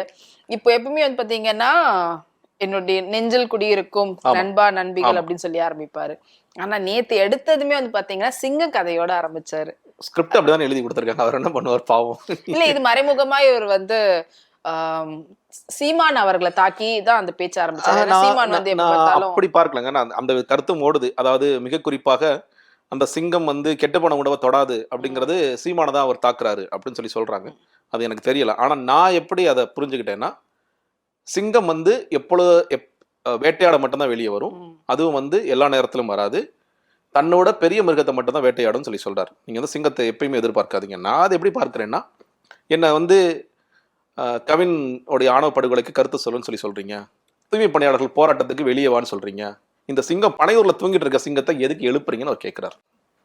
இந்த சிங்கத்தோட டார்கெட் வந்து சர்க்கார் படம் மாதிரி எலெக்ஷன் அன்னைக்கு அண்ணன் எந்திரிங்கன்னு சொல்லி சொன்னா ஒரு வீடியோ போட்டு மக்களை இதுதான் உங்களுக்கான நேரம், வாங்க எல்லாரும் ஓட்டு போடலாம் சொல்லுவாரு. அதுதான் அவர் நினைக்கிறார். இந்த சிங்கம் அவருக்கு அவரே சொல்றாரு, இந்த சிங்கம் வந்து தூங்குற சிங்கம், இந்த சிங்கத்தை தேவையில்லாம தட்டி தட்டி எழுப்பிட்டே இருக்காதீங்க, இது சோம்பேறி சிங்கம். அது ஆண் சிங்கமே சோம்பேறி தான் உண்மையிலேயே. பெண் சிங்கம் தான் வேட்டையாடி கொண்டு வரும். ஆமா, அது வேற போட ஆரம்பிச்சிட்டாங்க. ஆமா, அவர் என்ன சொல்றாருன்னா, இந்த சிங்கத்தை சும்மா கூப்பிடாதீங்க, எல்லாத்துக்கும் கருத்து சொல்லணும்னா என்ன கருத்து சொல்றதுக்காக வந்திருக்கேன். நீங்க இதை ஏன் நான் சொல்றேன், நான் சும்மா சொல்லல. நீங்க வந்து எல்லோருக்குமான தலைவர் அம்பேத்கர்ங்கிற நூல் வெளியீட்டு விழா, அதுல ஒரு கருத்து சொல்றாரு, என்னிடம் போட்டோ ஷூட் அரசியலை எதிர்பார்க்காதீர்கள், நான் போய் போட்டோ ஷூட்டுக்காக போகல அப்படின்னு சொல்லி சொல்றாரு. நீங்க அந்த நேரத்துல விழுப்புரம்ல நிறைய வெள்ளம் போகுது, திமுக மற்ற கட்சிகள் எல்லாருமே வந்து களத்துல போய் நிற்கிறாங்க. எனக்கு தெரிஞ்சு முதலமைச்சர் துணை முதலமைச்சர் எல்லாருமே அங்கே போறாங்க, நிற்கிறாங்க, எல்லாரும் வரிசையா நிற்கிறாங்க. அதான் அவர் விமர்சிச்சு பேசுறாரு, போட்டோஷூட் அரசியலுக்காக நான் போல. அப்ப நீங்க வந்து பனையூருக்கு பாதிக்கப்பட்ட மக்களை கூப்பிட்டு அரிசி பொறுப்பெல்லாம் கொடுத்தீங்க, அது போட்டோஷூட் அரசியல் இல்லாமல் அது வேற என்ன அரசியல்? அது நீங்க எதுக்கு போட்டோ எடுத்து வெளியே அனுப்புறீங்க? நீங்க அது பேசாம செய்யாம இருந்திருக்கலாமே. ஒரு ஒட்டுமொத்தமாக நீங்க விஜய் வந்து இயல்பாக ஒரு விஷயத்தை செய்தால் அது அவருக்கு புரிதல் இருக்கும். இன்னைக்கு சார் நம்ம வந்து வெளியே போக முடியாது, நீங்க இந்த மாதிரி ஒன்று பண்றீங்களா? சரி சரி ஜான் பண்ணிடலாம், சரி பண்ணிடலானே, இப்படி நீங்க சொல்ற காரணத்தினால அந்த அன்னைக்கு என்ன ஸ்கிரிப்ட் எழுதி போட்டோஷூட் சார் ரொம்ப கேள்வி கேட்டே இருக்காங்க, விழுப்புரத்துக்கு ஏன் நீங்க போலன்னு கேள்வி கேட்கறாங்க, அது எப்படி சார் நம்ம மறைக்கிறது, அப்போ போட்டோஷூட் அரசியல் எழுதிடுவோம் அப்படின்னு உட்காந்து யாரையோ வச்சு எழுதி வச்சா அவர் படிச்சிடார். இப்போ அதேயோட அந்த ஸ்கிரிப்ட் தான் இங்க மறுபடியும் பிரதிபலிக்குது. சிங்கத்தை அடிக்கடி தட்டி எழுப்பாதீங்க, கூப்பிடாதீங்க நீங்க வந்து. ஆனா இன்னொரு இடத்துல அவர் என்ன சொல்றாரு, எனக்கு வேற வேலையே இல்லை, முழு நேரமா நான் இதுதான் இதுக்கப்புறமா உங்களுக்கான பணியை தானே செய்ய போறேன். நீங்க எப்பயில இருந்து வேலை இல்லாம இருக்கீங்க? நான் சொல்லவா, மே மாசம் பாதியில இருந்து வேலை இல்லாம இருக்கீங்க. மே மாசம் பாதியோட ஜனநாயகன் ஷூட் முடிஞ்சிருச்சு. இன்னும் சொல்ல போனா ஜனநாயகன் ஷூட் எப்பயோ முடிய வேண்டியது இழுத்து பண்ணாங்கன்னு சொல்லி சொல்றாங்க. தேவையில்லாம விஜய் இழுத்தாரு ரொம்ப நாளைக்கு. ஏன்னா மக்கள் வந்து நீ என்னப்பா களத்துக்கு வருவே வர மாட்டேன்னு கேள்வி கேட்டுருவாங்க அப்படிங்கிறக்க இழுத்தாருன்னு ஒரு விமர்சனம் வைக்கிறாங்க. எனக்கு சரியா தெரியாது, அது உறுதியாக தெரியாது. ஆனா நீங்க வந்து மே மாச பாதியிலிருந்து நீங்க முழு நேரமாக அரசியல்வாதியாக மாறிவிட்டீர்கள். நீங்களே சொன்ன மாதிரி உங்களுடைய பிப்ரவரி 2ஆம் தேதி கடிதத்தில் எழுதியது போல, நான் முழு நேர அரசியல்வாதி, அரசியல் எனக்கு ஒரு தொழில் அல்ல, அரசியல் எனக்கு ஒரு பொழுதுபோக்கு அல்ல. இப்போ நீங்கள் என்ன சார் பண்ணுறீங்க? அப்போ நீங்கள் என்னதான் பண்ணுறீங்க? நீங்கள் படுகொலைக்கு கண்டனம் தெரிவிக்கல, கட்சி ரீதியாக புஷியானந்த் சொல்கின்ற பொய்களை ஏன்பா நீ இத்தனை நிர்வாகிகள் போட்டே, நீ நான் பேப்பரில் கூட பார்க்கல, எங்கே பாதுன்னு கேட்கல. ஏன்னா இன்னைக்கு நிர்வாகிகள் பல பேர் என்கிட்ட பேசுகிறாங்கண்ணே, தயவு செய்து பொறுப்பு போட சொல்லுங்கண்ணே, இந்த கட்சிக்காக பேசக்கூடிய ஒரே நபர் நீங்க தானே. நான் நினைச்ச உண்மையிலேயே நம்ம வந்து அட்டாக் பண்ணி பேசுறோம், நம்மளை திட்ட போறாங்கன்னு நிறைய பேர் ஃபோன் பண்றாங்க. தம்பி திட்ட போறேன் அண்ணே, நான் என்ன உங்களை திட்டுறேன், இந்த கட்சிக்காக பேசக்கூடிய ஒரே ஒரு நபர் நீங்க மட்டும் தானே இருக்கீங்க. உங்க வீடியோவாவது விஜய் பார்ப்பாரானே? அதெல்லாம் பார்க்க மாட்டார், அவருக்கு நேரம் இல்லப்பா அதுக்கெல்லாம். அப்படி உண்மையிலே விஜய் பாக்குறாரா? இல்லைங்க, அவருக்கு ஜான் என்ன பார்க்க சொல்றாரு அதை மட்டும் பார்ப்பார் சார். பாசிட்டிவான வீடியோஸ் இருக்கு சார். இப்போ ஒன்றும் இல்லை, ரெண்டு விஷயம் நடந்துச்சு. அந்த சேரை வந்து ஒரு குரூப் அடுக்கி வைக்கிறாங்க, ஒரு குரூப் உடச்சு தள்ளுறாங்க. அடுக்கி வைக்கிற மட்டும் அவர் காமிப்பார். சார் நம்ம பசங்களை பார்த்தீங்களா சார், அவ்வளோ பொறுப்பாக இருக்காங்கன்னு அது காமிப்பார். உடைக்கிற வீடியோ அவர் பார்க்க மாட்டார். இல்ல இப்பவாது தெரிஞ்சிருக்கும்ல, நாங்க சேரை கொடுத்தா உடைச்சிடுறீங்கன்னு சொல்லிட்டு இங்க இருக்கிறவங்க தர மாட்டாங்க, கேரளால இருந்து கொண்டு அது எங்க விஜய்டே அவர் பேச முடியும்? அவங்க யார்கிட்ட பேச போறாங்க? விசேனத்தை பேசுவாங்க. இல்ல அது வந்து நியூஸ்லாம் இருக்குதுல்ல, அது பாத்துருக்க மாட்டாங்க. பார்க்க மாட்டார்னு சொல்றேன். நீங்க அவர் வந்து டெய்லி இஷ்யூஸ்க்குள்ள வரவே இல்லைன்னு சொல்றேன். இன்னைக்கு வந்து செய்திகள்ல என்ன நடக்கு, நீங்க அப்படி ஒருவேளை அவருக்கு தெரிந்திருந்தால், ஜான் மதுரை மாநகராட்சியில கூட தூய்மைப்படையாளர்கள் போராடிட்டு இருக்காங்களாமே, அதை பத்தி 2 வார்த்தை பேசலாமா கேட்டிருப்பாருல. அங்கேதான் தூய்மைப்படையாளர்கள் மிஸ் பண்ணிட்டோம், நிறைய விமர்சனத்துக்கு உள்ளாயிட்டோம், இங்க அட்லீஸ்ட் 2 வார்த்தை பேசலாமா? பேசவே இல்லையே. நான் இந்த எலெக்ஷன் தேர்தல் ஆணையம் வந்து இவ்வளவு மோசமாக நடந்துட்டு இருக்காங்களே, பீகார்ல வந்து 65 லட்சம் வாக்காளர்களை வந்து டெலிட் பண்ணிருக்காங்களே, உச்சநீதிமன்றமே கேள்வி எழுப்புது, அதை பத்தி நம்ம பேசலாமா? அவரையும் பேசல. இல்ல நம்ம நேத்து வந்து பேனர் வச்ச, நமக்காக பேனர் வச்ச ஒரு பையன் வந்து மின்சாரம் தாங்கி இறந்துட்டானே, அவனுக்கு ஒரு இரங்கல் தெரிவிக்கலாமா? அது பண்ணுவாங்கன்னு எதிர்பார்த்தா அது பண்ணவே இல்லை. அது அதாவதுங்க, நான் உண்மையிலேயே எனக்கு சொல்றதுக்கு ரொம்ப சங்கடமா இருக்கு.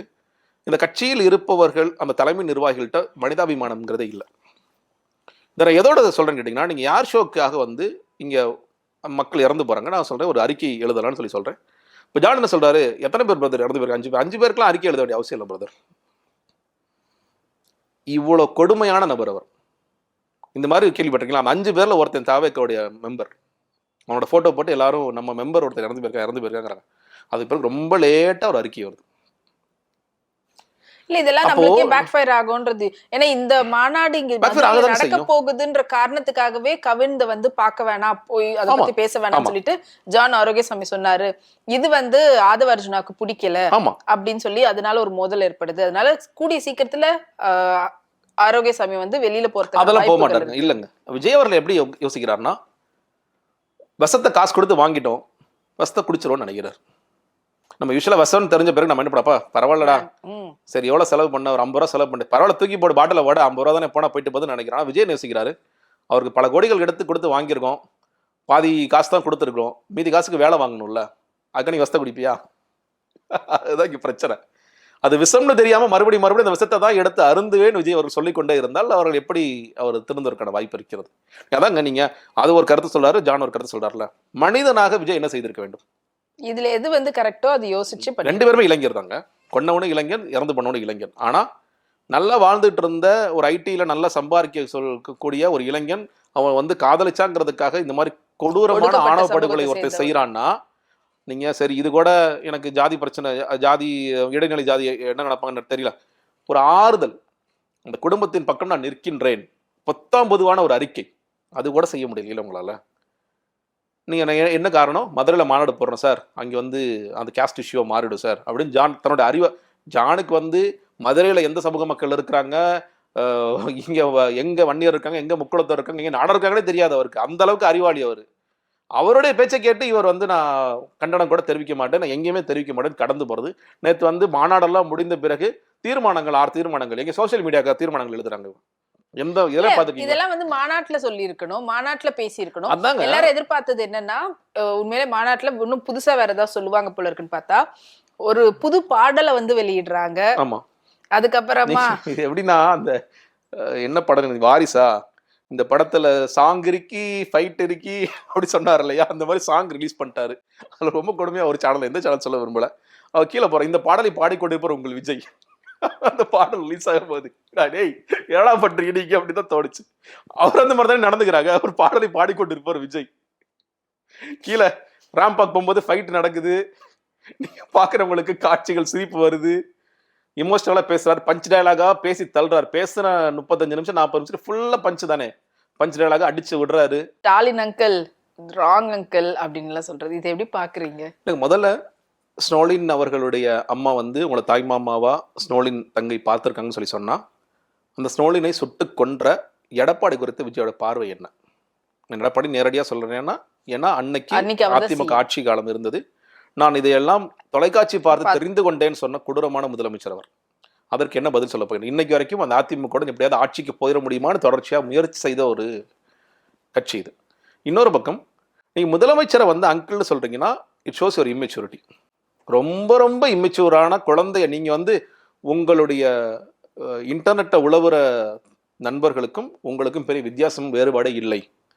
அவங்க வந்து ஒரு கீழ்த்தரமான வேலைகளை பார்க்குறாங்கன்னா நானும் அந்த வேலை நான் இவ்வளோ நாள் நினச்சிட்டு இருந்தேன் விஜய் ஒரு மெச்சூரான ஆளு, கீழே இருக்கிற பசங்க தான் கொஞ்சம் பேர் சரியில்லை போலன்னு நினச்சேன். நான் எல்லாத்தையும் சொல்லலை, கொஞ்சம் பேர் சரியில்லைன்னு நினச்சேன். ஆனால் நானே அப்படிதான்ப்பா, ஏன்டர் தான்ப்பா அவங்களாம் வர்றாங்கிறத விஜய் காண்பிக்கின்றார். அதுதான் நீங்கள் வந்து ஒரு முதலமைச்சர் ஆளுகின்ற நீங்கள் விமர்சனம் பண்ணலாங்க, இஷ்யூ பேஸ்டாக இவர் அது செய்யலை, அது செஞ்சுட்டாரு, வாக்குறுதிகள் நிறைவேற்றலாம் அதெல்லாம் சொல்வது வேறு. நீங்கள் வந்து அங்கிள் சொல்வதன் மூலியமாக அவர் என்ன சொல்ல வர்றார் அப்படிங்கிற ஒரு பெரிய கேள்வி இருக்கு. நீங்கள் மேபி அவர் உண்மையிலே கூட உரிமையாக நீங்கள் தனிப்பட்ட முறையில் பார்க்கும்பொழுது கூட பேசியிருக்கலாம், அது வேறு விஷயம். ஒரு அரசியல்ல ஒரு மாநாட்டு மேடையில ஒரு நாகரிகமாக எப்படி பேச வேண்டும்ங்கிறதுல பெருசா அவ சொல்றேன் இல்லை. ஏன்னா இப்படி பேசலாமா கூடாதாங்கிற சுய அறிவு அவர்கிட்ட இல்லை. எழுதி கொடுத்துட்டாங்க, நல்லா இருக்கு சார். சார் இந்த சீமான் அவர்கள்ட்ட சொல்லும்போது bro it's very wrong bro sir, அதே மாதிரி அங்கிள்னு சொல்லி புதுசாக ஒன்று கண்டுபிடிக்கலாம் சார். நம்ம அது இந்த களத்தில் எப்படி பிரதிபலிக்கும், இது வந்து சரியா தவறா? நீங்க மிஸ்டர் ஸ்டாலின் அவர்களே ஏற்கனவே சொன்னார். இதெல்லாம் அவர் என்ன நினச்சிக்கிறாருன்னா, அவர் சொல்கிறேன்ல, அவர் பார்க்கின்ற வீடியோக்களை சில பேர் தளபதி பார்த்துட்டீங்களா, இப்படி எங்கள் முதலமைச்சர் அங்கிள்னு சொன்னார் பார்த்தீங்களா அப்படின்னு 10 ரீல்ஸ் ஓடும், 10 ஷார்ட்ஸ் ஓடும், அதுலேயே அவர் உழல்றார். நம்ம கூடுதலாக சொல்கிறேன், நீங்கள் இப்போது ரஜினி அவர்களை குறித்து நேற்று ஏன் பேசுகிறார்? வருவன் சொல்லி வராமல் போயிட்டார். நான் சொல்கிறேன், நான் மறுபடியும் சொல்கிறேன், இங்கே இந்த இன்டர்நெட்டில் இருக்கிற அந்த ஆன்லைனில் இருக்கிற பசங்க தான் என்ன பண்ணுறாங்கன்னா, இந்த கூலி படத்துக்கு எதிராக நெகட்டிவ் ட்ரெண்ட்ஸ் பண்ணுறாங்க, விஜய் ரசிகர்கள் பண்ணுறாங்க, கமலை எதிர்த்து சில விஷயங்கள் பண்றாங்க. இது எல்லாமே இந்த இணையத்துல இணைய உலகத்துல ஓகே ஒரு குட்டி கதை வந்து சொன்னாரு அதனால அப்படி சொல்லலாம். கமல்ஹாசன் அந்த குட்டி கதை இல்லைங்க, குட்டி கதையில என்ன அவர் டைரக்டா எனக்கு தெரிஞ்ச ரஜினி அவ்வளவு இமிச்சூரா நடந்துக்கலன்னு நான் நினைக்கிறேன். இல்ல அப்படியே அவர் சொல்லி இருந்தாலுமே கூட அதுக்காக டார்கெட் பண்ணி சொல்றாங்கன்னு சொல்லி கூட வச்சுக்கலாம். கமல்ஹாசன் தானே மீன் பண்ணிருக்காரு அந்த மார்க்கெட் பின்னாடி ரசிகர்கள் அப்படி சொல்லி அரசியல் ஆதாயத்துக்காக போயிட்டு அது கமல்ஹாசன் தேவையில்லாம கமல்ஹாசன் சொல்றது. ஆனா கமல்ஹாசன் எவ்வளவு நல்லா ஹேண்டில் பண்றாரு பாருங்க, எவ்வளவு மெச்சூர்டா ஹேண்டில் பண்றாரு. அவர்கிட்ட மெச்சூரிட்டி பாருங்க. அட்ரஸ் இல்லாத போஸ்ட்டுக்கு நான் எதுக்கு பதில் சொல்லணும், என் தம்பி அவர் கடந்து போறாரு. அந்த மெச்சூரிட்டி உங்கள்கிட்ட இல்லவே இல்லையே. நீங்க இன்னொன்னு, இப்ப நான் வந்து அந்த கட்சியில இருக்கும்போது கூட இந்த மாதிரி அவங்க எல்லா ரசிகர்களையும் வம்பிழுப்பானுங்க, விமல் ரசிகர்களையும் வம்பிழுப்பானுங்க. நான் சொல்றேன் இல்ல, கமல் ரசிகர்கள் விமல் ரசிகர்களையும் வம்பிழுப்பானுங்க. உங்களுக்கு அந்த மாதிரி கோஷ்டி சொல்லுங்க, எதுக்கு சண்டை போடுறீங்க? எல்லாரோட ஓட்டும் உனக்கு வேணும். ரஜினிகாந்த் ரசிகர்கள் ஓட்டு வேணும், விஜய் ரசிகர்கள், அஜித் ரசிகர்கள் ஓட்டு வேணும், எல்லா ரசிகர்களோட ஓட்டு வேணும். அப்படி இருக்கும் பொழுது நீங்க இந்த மாதிரி பண்ணாதீங்கப்பா அப்படின்னு சொல்லி இதெல்லாம் கட்டுப்படுத்துறதுக்கான சில பேர் வேலை செய்யறாங்க. ஆனா விஜய் அவர்களே அதை தூண்டி விடுறாரு, அப்ப நீ அடி, ரஜினி ரசிகர் அடி.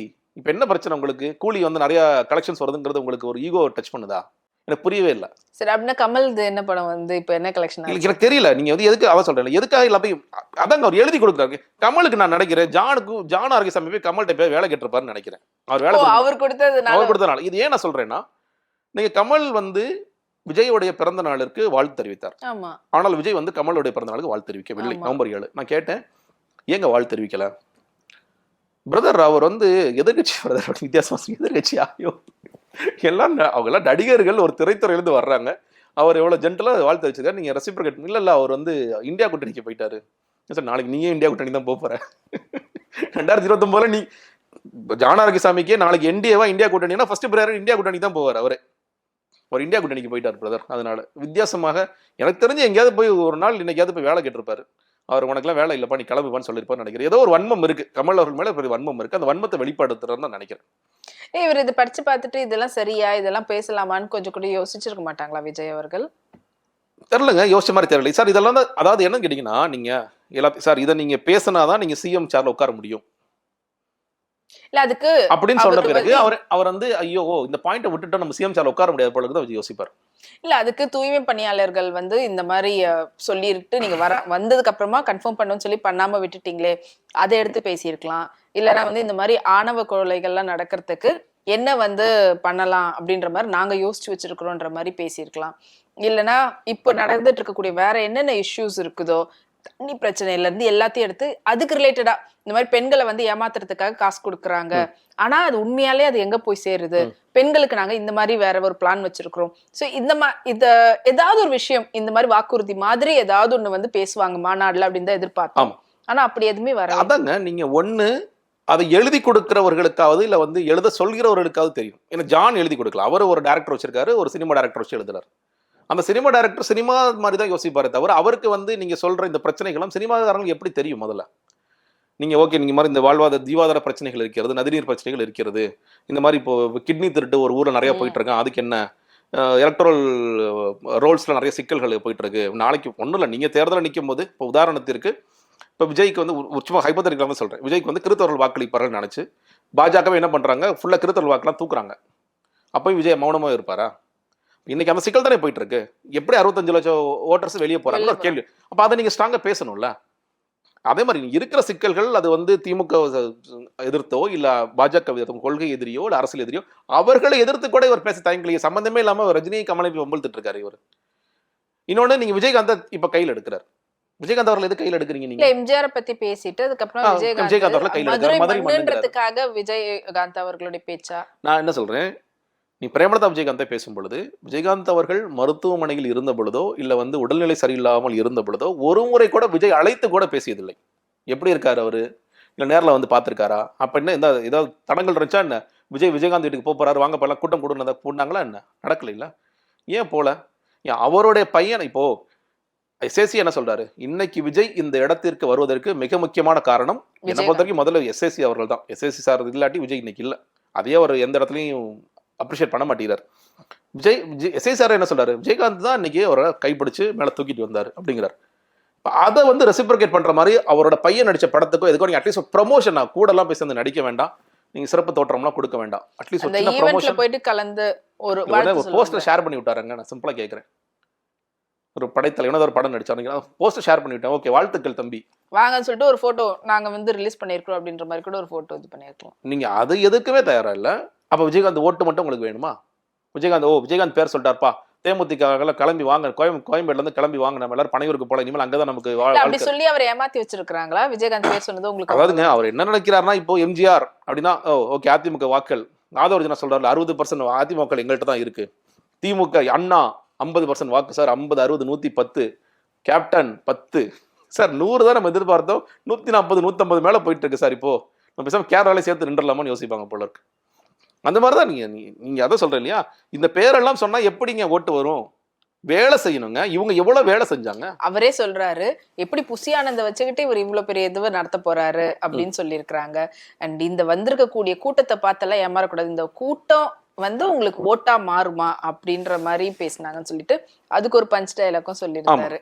சோ கூட்டம் ஓட்டு அதாங்க நீங்க அதான் சொல்றீங்களா, கூட்டம் ஓட்டா மாறுமா மாறாதுக்கு நேத்து ஒண்ணு நடந்துச்சு. ராம்ப் வாக் முடிஞ்ச அடுத்த நிமிஷம் ஒரு செக்டார் கூட்டம் வெளியே போயிட்டாங்க. என்னப்பா அப்படின்னா, தலைவரை பார்த்துட்டோம், தலைவரே எங்க துண்டை கேட்ச் பண்ணிட்டாரு, தலைவர் துண்டை நாங்க கேட்ச் பண்ணிட்டோம், முடிஞ்ச அளவுக்கு மேலே ஏறி செல்ஃபி எல்லாம் எடுத்திருக்கோம், அடுத்து நாங்க போய் வீட்டுல போய் கொஞ்சம் ரீல்ஸ் போடணுமா இல்ல தலைவர் பேச்சை கேட்டுட்டு இருக்கணுமா? இங்க மேல இருக்க ராஜ்மோகன் வந்து அப்பதான் பொதுச்செயலாளர் பேச போறாருன்னு உரை கேட்குது, வெளியே போயிட்டான், அவன் ரோடுக்கே போயிட்டான்.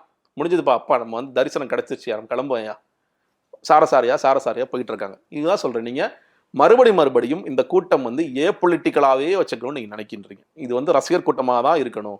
இவனை பொலிட்டிசைஸ் பண்ணிட்டா அடுத்த நிமிஷம் என்ன யோசிப்பான், சமூக நீதியின் தலைவர் பேசுறாரு, ஆணப்படுகொலை கண்டிக்க மாட்டேங்கிறாரு, என்ன பேசுறாரு இவர் அப்படின்னு யோசிக்க ஆரம்பிச்சிருவான். அது பேசாத வரைக்கும் என் தலைவனுக்கு தெரியாதா எப்ப பேசணும்ட்டு அவனுக்கு ஒரு நேரம் வரும். இப்ப நீ பெரிய அழுத்தத்தை, திமுக பெரிய அழுத்தம் கொடுக்குறாங்க, அவர் வாயை கட்டி போட்டு வச்சிருக்காங்க, கைகளை கட்டி போட்டு வச்சிருக்காங்க, அவர் பேசினார்னா எரிமலை வெடிக்கும் அப்படின்ட்டு கதை வளர்ந்துகிட்டே இருக்கலாம்.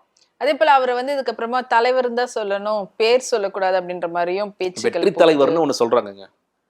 ஏன்னா மேடையில பேசக்கூடிய அவரை விட கொஞ்சம் பெரியவங்களா இருக்கிறவங்களே வந்து தம்பி விஜய் அப்படின்னு சொல்லி சொல்ற போது அந்த இடத்துல கொஞ்சம் முகம் மாறக்கூடியது இருக்குது புசி ஆனந்துக்கு அப்படின்றாங்க. அண்ட் மற்ற பசங்கள்லாம் பேசும்போது, அந்த பெண்கள்லாம் வந்து பேசும்போது பேர் சொல்ல வேண்டிய இடத்துல கொஞ்சம் ஸ்டாப் பண்ணிட்டு அதுக்கப்புறமா தலைவரே அப்படின்ற மாதிரிலாம். அதாவது மக்கள் விரும்பும் முதல்வர் வேட்பாளர், அதே மாதிரி வெற்றி தலைவர், இது ரெண்டு தான் சொல்லி தான் நீங்கள் கூப்பிடணும். அது நீங்கள் சொல்லிகிட்டே இருந்தால் தான் மக்கள் வந்து அதை உடனே ஓட்டு போட்டுருவாங்க. இதெல்லாம் ஒரு ஸ்ட்ராட்டஜி, பிராண்ட் பில்டிங் ஸ்ட்ராட்டஜியாக மக்கள் விரும்பும் முதல் வேட்பாளர் நீங்கள் சொல்லிகிட்டே இருந்தீங்கன்னா மக்கள் ஓட்டு போட்டுரும். இது எவ்வளோ கேணத்தனமாக இருக்குது. இப்படி சொல்லிட்டா, இப்போ நான் ஜெகதீஸ்வரனிலிருந்து நான் மக்கள் விரும்பும் முதல் வேட்பாளர் அப்படின்னு நான் போகிற யூடியூப் சேனலாக பேசுன்னு வச்சுக்கலாம், மக்கள் எனக்கு ஓட்டு போட்டுருவாங்களா? ஜெகதீஸ்வரன் யார், நீ என்ன வேலை செஞ்சுருக்க, மக்களுக்கு அதாவது களத்தில் இறங்கி வேலை பார்த்துருக்கியா அப்படின்னு தான் மக்கள் கேட்பாங்க. அப்போ இவ்வளோ பெரிய கூட்டத்தை வச்சிருக்கேன்னு சொல்லுகின்ற விஜய் அவர்கள் மக்களுக்காக என்ன வேலை செய்தார்னு ஒன்று இருக்குல்ல, இது வரைக்கும் என்ன வேலை செய்தார், இன்னொன்று என்ன ப்ரப்போஸ் பண்றாரு. ஓகே, திமுக எதிர்க்கிறார், பாஜக எதிர்க்கின்றார், நேற்று முதல் முறையாக அதிமுக எதிர்க்க ஆரம்பிச்சிட்டார். ஓகே, சந்தோஷம். நீங்க என்ன சார் செய்ய போறீங்க? நீங்க வந்து வணிகர்களுக்கு, உழவர்களுக்கு, மாணவர்களுக்கு, பெண்களுக்கு எல்லாருக்கும் நல்லாட்சி கொடுப்பேன், எல்லாரும் சொல்றதானே, பொதுவான சொல்றதானே, எப்படி நல்லாட்சி கொடுப்பீங்க? என்ன திட்டங்கள் உங்களிடம் இருக்கிறது? திட்டங்கள் இருப்பதற்கு முதலில் பிரச்சனைகள் என்னன்னு உங்களுக்கு தெரியுமா? நீங்களே சொன்னீங்கல்ல, இந்த பெண்களுக்கு இந்த பிரச்சனை இருக்கு, அந்த பிரச்சனைகளுக்காக நான் தீர்வை கண்டுபிடிக்கிறேன்னு சொன்னா சைடு கவலைப்படாம நான் நல்லா பாத்துக்குவேன்ப்பா, இது பிரச்சனையே உனக்கு தெரியாது. பெண்களுடைய பிரச்சனையா இருக்கட்டும், இல்லைன்னா இந்த மது ஒழிப்பு பத்தி ஏதாவது ஒரு விஷயம் பேசியிருக்கலாம். இப்ப போதை வந்து அதிகமாவே தமிழகத்துல பார்க்க முடியுது. அதுக்காக திமுக வந்து அவரு இது பண்ணி பேசினாரே தவிர்த்து இந்த மாதிரி வராம இருக்கிறதுக்கு நம்ம என்ன பண்ண போறோம் அப்படின்றது எங்கேயுமே சொல்லலைங்க. நீங்க வந்து காவல் மரணம் நடந்த அஜித்குமார் கண்டன போராட்டம் நடத்துறார். நான் வந்தா என்ன செய்வேன்? ஓகே, என்கிட்ட ஆட்சி 2026 மக்கள் ஆட்சியை கொடுத்துட்டாங்க, காவல்துறை மரணம் நின்றுமா? அவ்வளோதாங்க, விஜய் வந்துட்டாருங்க. இது சங்கர் படம் மாதிரி ஃபுல்லாக கிராஃபிக்ஸ் போடுறோம், முடிச்சிட்டோம் வேலையா. இனிமேல் காவல்துறையே தேவையில்லைங்க, மக்களே நல்லா மாட்டாங்க, திருடர்கள்லாம் வந்து வேலைக்கு போக ஆரம்பிச்சிட்டாங்கங்க, குடியே இல்லைங்க, மக்கள் எல்லாம் சுவிச்சமாக வாழ்றாங்கங்க, தேனாரும் பாலாரும் ஓடுதுங்கன்னு சொல்லுவாங்களா? இல்லை இல்லை, அப்பையும் கொலை நடக்கும், கொள்ளை நடக்கும், திருட்டு நடக்கும், ஜெயிலுக்கு போகிறோம், ஜெயிலுக்கு போவோம், இது நடந்துகிட்டே தான் இருக்கும். அப்போ அன்னைக்கு காவல்துறை வந்து எப்படி மாறுவாங்களா? ஜனநாயகன்னு ஒரு படம் டீசர் ரிலீஸ் பண்ணுறாரு, விஜய் கத்திய தூக்கிட்டு தான் வர்றாரு. அப்போ இதெல்லாம் நீங்கள் என்னன்னா உளவியல் ரீதியாக போலீஸ்லாம் நம்ம என்ன ஆதரிக்கிறோம்? இப்போ போலீஸ் அடிக்கலாம், என்ன தப்பு? என் தலைவன் போலீஸ் வேஷம் போடுறது, அது ரஜினியாக இருந்தாலும் சரி, விஜயா இருந்தாலும் சரி, கமலா, நம்ம அதை ஆதரிக்கிறோம். சூர்யா, சிங்கம் சூர்யா அடிச்சா 1.5 டன் வெயிட்டுப்பா, அதை நியாயப்படுத்துகிறோம். என்கவுண்டரில் சொல்றது ஒன்றும் பெரிய தப்பே இல்லை, நியாயப்படுத்துகிறோம். அப்படி பேசுகின்ற நீங்கள் அரசியல் கட்சி தலைவராக மாறிய பின்னே காவல்துறையில் இந்த சீர்திருத்தங்களை கொண்டு வர போகின்றேன்னு நினைக்காது நீங்க பேசுனீங்களா? இதெல்லாம் எப்போதான் பேசுவீங்க? எனக்கு தெரியவே இல்லை. பிரச்சாரத்துல பேசுவார் இல்லைங்க, பிரச்சாரத்துல எல்லா விஷயத்திலையும் பேச முடியாதுங்க. அது எவ்வளவு பெரிய விவாதங்களாக மாறும். நீங்க நான் ஒரு 500 பக்கத்துக்கு புத்தகம் எழுதியிருக்கேன், அந்த புத்தகத்தை கொடுக்க போறேன்னா அது முதல்ல ரீச்சே ஆகாதுன்னு நான் சொல்றேன். நீங்க இன்னைக்கு வரைக்கும் நீங்க விக்கிரவாண்டியில நடத்தியது உங்களோட கொள்கை பிரகடன மாநாடு, இன்னைக்கு வரைக்கும் தமிழக வெற்றிக் கழகத்தின் கொள்கை புத்தகத்தை நீங்க பார்த்திருக்கீங்களா? கட்சியிலுக்கு நானே பார்த்ததில்லை. கொள்கை பிரகடனத்திற்காக அந்த கொள்கைகளை வைத்துக் கொண்டு ஏதேனும் விவாதம் நடந்ததா தமிழ்நாட்டில்? எந்த மெயின் ஸ்ட்ரீம் மீடியாவில் நடக்கவே இல்லை. ஏன் நடக்கவே இல்லை? அதை பத்தி யோசிச்சாங்களா அவங்க? எப்பா கொள்கை பிரகடன மாநாடு அவ்வளோ போஸ்டர் அடித்தோம், பேனர் அடித்தோம், தலைவர் வந்து கொள்கை பிரகடனம் சொல்லி பேசினாரு, செயல் திட்டங்கள் பேசினாரு, அதில் எவ்வளோ தூரத்துக்கு நீங்க முதல்ல எத்தனை பேருக்கு அது தெரியும்? அதுல ஏன்னா எதுவும் புதுமையா இல்லை. அதுதான் சொல்றேன். புதுமையாக இருந்திருந்தால் அது ஒரு விவாத பொருளாக மாறும். புதுசாக ஒரு விஷயம் சொல்றாருப்பா விஜய், நீங்க வந்து திமுகல இருந்து கொஞ்சம் காப்பி அடிச்சுக்கலாம், அதிமுக கொஞ்சம் காப்பி அடிச்சுக்கலாம், மதிமுக கொஞ்சம் காப்பி அடிச்சுக்கலாம், நாம் தமிழர்ல கொஞ்சம் காப்பி அடிச்சுக்கலாம், எல்லாட்டும் வந்து காப்பி அடிச்சு அது ஒரு வந்து ஒரு ரசம் மாதிரி கொடுத்தீங்கன்னா, ஒரு கலவை சாதம் மாதிரி கொடுத்தீங்கன்னா மக்கள்கிட்ட எப்படி போய் சேரும்? இல்லை அதை சேர்ப்பதற்கு ஏதாவது வேலைகள் பார்த்துருக்கீங்களா? நீங்கள் சேலத்தில் முதல் மாநில கொள்கை விளக்க பொதுக்கூட்டம்னு ஒன்று நடத்துறீங்க, ஒருத்தர் கூட கொள்கையை பற்றி பேசலைங்க. இன்னொன்று, நேற்றைய கூட்டத்தில் கொள்கை பரப்பு பொதுச் செயலாளர் அருண்ராஜ் ஐஆர்எஸ் ரைட்டா, திராவிடத்தை வீழ்த்துவது எங்கள் நோக்கம்ங்கிறாரு. உங்களோட கொள்கை என்ன சார்? திராவிடத்துல இருந்து பாதி எடுத்து காப்பி அடிச்சு வச்சுட்டு திராவிடத்தை வீழ்த்துவது நோக்கம். அப்ப சமூக நீதி நீ இப்ப தேவையில்லை போனக்கு இல்லையா? கொள்கை பரப்பு பொதுச் செயலாளருங்க அவரே இந்த புத்தகத்தை படிக்கல. இந்த லட்சணத்தை, கட்சியோட லட்சணத்தை பாருங்க, திராவிடத்தை வீழ்த்துவதுதான் எங்களுடைய நோக்கம். அவங்க திராவிடத்தை வீழ்த்துவதுன்றது வெறும் திமுக தான் அப்படின்ற மாதிரி எடுத்துக்கிட்டாங்க. அது எப்படிங்க? அது பாஜகவோட குரலுங்க. அப்போ திராவிடத்தை வீழ்த்துவோம், அவங்களே திராவிட கட்சிகளை வீழ்த்தோம், திராவிட கட்சிகளை வீழ்த்தோம், மறுபடியும் திராவிட கட்சிகளோட தான் கூட்டணிக்கு போயிட்டு இருக்காங்க. அதுதான் நடக்குது. அப்படி இருக்கும்போது திராவிடத்தை வீழ்த்துவது எங்களுடைய நோக்கம். நீ என்ன பேசிட்டு இருக்கீங்க? நீங்க ஒண்ணுல இப்ப மதுரையில நின்று பேசினாரு, கீழடி குறித்து கேள்விகள் எழுப்பியிருக்கணுமா வேணுமா? ஏன்னா நிறைய மறைக்க அமர்நாத் அவர்கள் எவ்வளவு பேட்டிகள் கொடுக்கிறாரு, என்னென்ன நடந்துகிட்டு இருக்கு, கீழடி குறித்து நீங்கள் பேசியிருக்க வேண்டுமா வேண்டாமா? அங்கே நடக்கின்ற தொழிலாளர் போராட்டங்கள், நீங்க தூய்மை பணியாளர்கள் போராட்டம் குறித்து பேசியிருக்கணுமா வேண்டாமா? மதுரை மாநகராட்சியில் நிறைய முறைகேடு, மாநகராட்சி மேயருடைய கணவர் வந்து கைது செய்யப்படுகிறார். நீங்க ஒரு சிங்கிள் ரீஜன்ல இருக்கிற பிரச்சனைகள் அதெல்லாம் நான் அட்ரஸ் பண்ணிருக்கேன் அப்படின்னு சொல்லி பேசினா பரவாயில்ல. அதே போல அவர் வந்து ஒரு ஷாக்கிங்கான ஒரு விஷயம் வந்து சொல்ல ஆரம்பிச்சாரு, எல்லாரும் உண்மையிலே ஷாக் ஆனோம். அதுக்கப்புறமா இல்ல அப்படின்றது புரிய வச்சுட்டாரு. எல்லா தொகுதியிலையும் அவரே தான் நிற்பேன் அப்படின்ற மாதிரி சொல்லியிருக்காரு. அதை எப்படி பாக்குறது? எல்லாமே நான் தான் அப்படின்ற மாதிரியா, இல்லைன்னா யாரா இருந்தாலும் நீங்க வேறுபடுத்தி பார்க்காதீங்க, நான் தான் உங்களுக்கு, ஐ மீன் என்னுடைய பிராண்டா தான்? ஒரு கேள்வி எழுப்பப்பட்டு கொண்டே இருக்கின்றது. விஜயோடைய 233 வேட்பாளர்கள் யார்? விஜயை தவிர 233 வேட்பாளர்கள் யாருன்னு ஒரு கேள்வி எழுது. அந்த கேள்விக்கான பதில் வந்து மக்களுக்கு எவ்வளவு தூரம் இவ்வளோலாம் தெரியும். நீங்க அவங்களே இப்போ ஒன்றும் இல்லை, ஒரு காலத்தில் அதிமுக பேசுறாங்க, சரிப்பா சீட்டு கொடுக்குறேன், உங்கள் கட்சியில இருந்து ஒரு 40 பேர் லிஸ்ட்டு கொடு. உங்கள் பேர், ஆதவ அர்ஜுனா பேர், அதற்கு பிறகு புஷி ஆனந்த் பேர், பொருளாளர் வெங்கட்ரமன் பேர்னு ஒரு 4 பேர் எழுதுகிறோம்.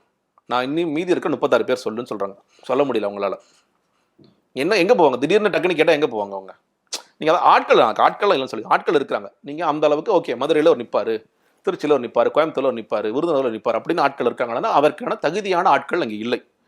அப்போ இந்த கேள்வி தொடர்ச்சியாக முன்வைக்கப்பட்டு கொண்டே இருக்கிறது. அதான் சொல்லுது, இது விவாதங்களில் வருது. யாருங்க உங்கள் வேட்பாளர் சொல்லுங்கள், 234 பேர் சொல்லுங்கள் அப்படின்னு சொல்லும்போது அதற்கு தான் என்ன பதிலாக சொல்கிறாங்கன்னா, சார் எங்கேயா இருந்தாலும் விஜய்க்கு தான் சார் ஓட்டு, எல்லா இடங்களும் விஜய் அவர்களே நிற்கிற மாதிரியான ஒரு இதை பண்ணுங்கன்னு சொல்லி அவங்க சொல்கிறாங்க. நீங்கள் யோசிக்க வேண்டிய விஷயம் என்னன்னு கேட்டிங்கன்னா, நீங்கள் நிற்க போகின்ற ஒரு வேட்பாளர் யாரை எதிர்த்து நிற்க போகின்றார்? உதாரணத்திற்கு சென்னையில் ஒரு தொகுதியில் சேகர் பாபு அவர்களை எதிர்த்து இங்கே நிற்க வேண்டும், தாங்குவாரா? KN நேரு அவர்களை எதிர்த்து நிற்க வேண்டும், அன்பில் மகேஷ் பொய்யாமலை எதிர்த்து நிற்க வேண்டும், மூர்த்தி எதிர்த்து நிற்க வேண்டும், PTR பழனிவேல்ராஜன் எதிர்த்து நிற்க வேண்டும். அதே மாதிரி இங்கிட்ட சொல்லுவோம், அதிமுக செல்லூர் ராஜு அவர்களை எதிர்த்து ராஜேந்திர பாலாஜி, எடப்பாடி பழனிசாமி, இப்படி இங்கிட்ட ஒரு பெரிய லிஸ்ட். எல்லா கட்சிகளையும் இந்த மாதிரி பெரிய ஒரு சாலிடான லிஸ்ட் ஒன்று இருக்குங்க. அப்போ இவங்களை எதிர்த்து நிற்க போறதே எல்லா இடத்துலையும் விஜயோட முகமுடி போட்டு நிற்க முடியுமா? மக்கள் சிரிக்க மாட்டாங்களா? எல்லா இடத்துலையும் அந்த கட்சிக்குன்னு ஒரு இப்போ ஓகே முதலமைச்சர் ஸ்டாலின், இங்க வந்து எடப்பாடி பழனிசாமி அவர்கள், அங்க வந்து சீமான் அவர்கள், அதெல்லாம் இருக்கு. ஆனா அவங்களுக்குன்னு ஒண்ணு இருக்குல்ல. எதுக்காக மாடு செயலர் போறோம்? எதுக்காக கட்டமைப்பு எதுக்கு பேசுறோம்? இப்படி சொல்லியிருந்தா கட்டமைப்பே தேவையில்லையே. எல்லா இடத்துலையும் நான் தான் நிற்கிறேன், கடைசியா தேர்தல் வந்து நின்றேன்னு சொல்லி டாக்டர் சொல்லிடலாமே. எதுக்கு கட்டமைப்பு உருவாக்குறோம்? எதுக்கு ஒரு கம்யூனிகேஷன் லிங்க் உருவாக்குறோம்? எதுக்கு செயினை உருவாக்குறோம்னு சொல்லி கேட்டீங்கன்னா இதெல்லாம் ப்ராப்பரா நடக்கணுங்கிறதுதான்.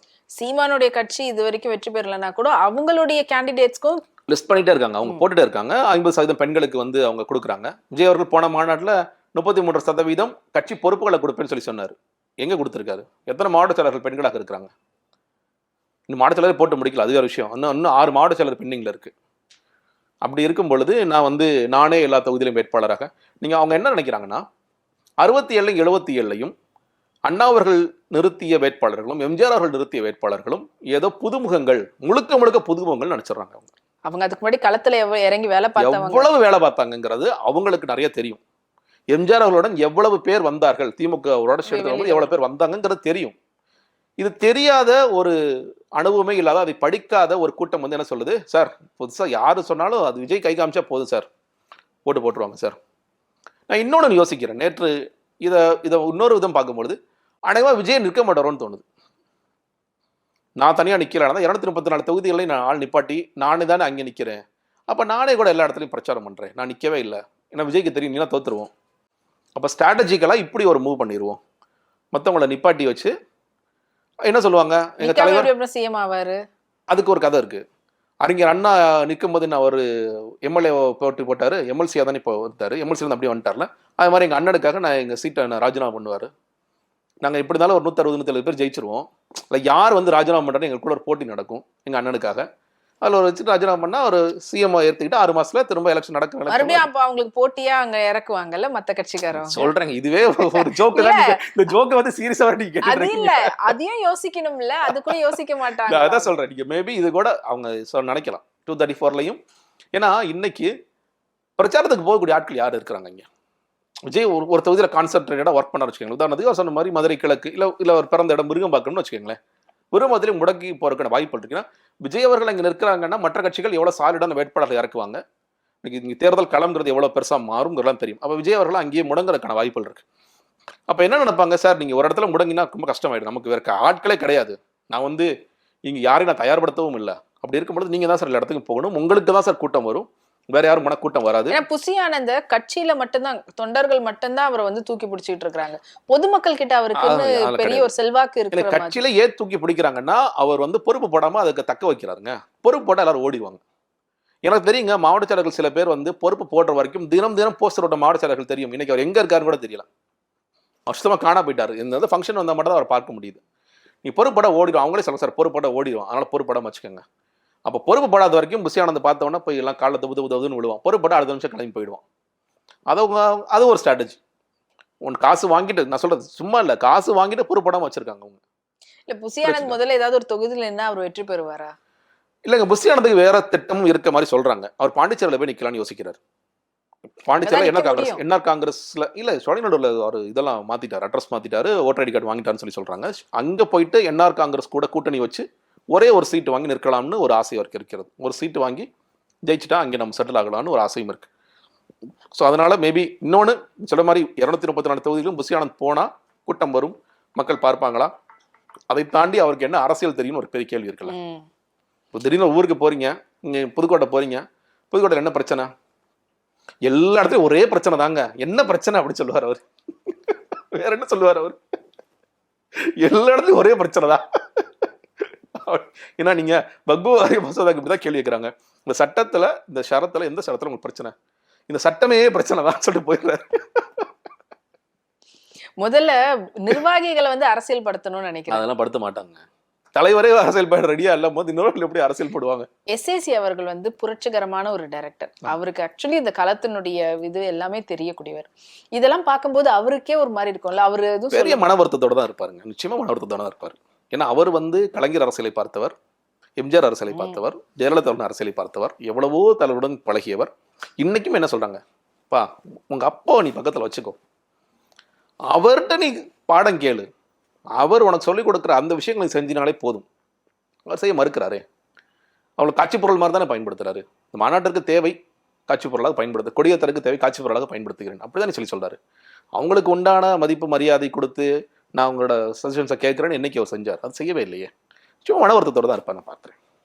இல்ல அவராவது ஏதாவது ஒரு எந்த பக்கமாவது ஓகே இது மூலமா போச்சுன்னா எனக்கு விஜய் காதுக்கு போகும் அப்படின்ற மாதிரியாவது ஏதாவது ஒரு மெசேஜ் பாஸ் பண்றது இல்லைங்க. பல பேர் என்ன சொன்னாங்கன்னா ஸ்டேஜ்ல விஜய் பேசுறதை கேட்டு எஸ்ஏசிய வந்து சிரிச்சிருப்பார் மனசுக்குள்ள அப்படின்னு சொல்றாங்க. இதெல்லாம் வந்து நீங்க அப்பாவோ அம்மாவோ கூட சில விஷயங்களை சொன்னா ஜான்ட்ட பேசுங்கன்னு விஜய் சொல்லுவார். அதுதான் விஜய் இன்னைக்கு ஜான்ட்ட பேசுங்கப்பா, ஜான்ட்ட பேசுங்க மன்றுவார்.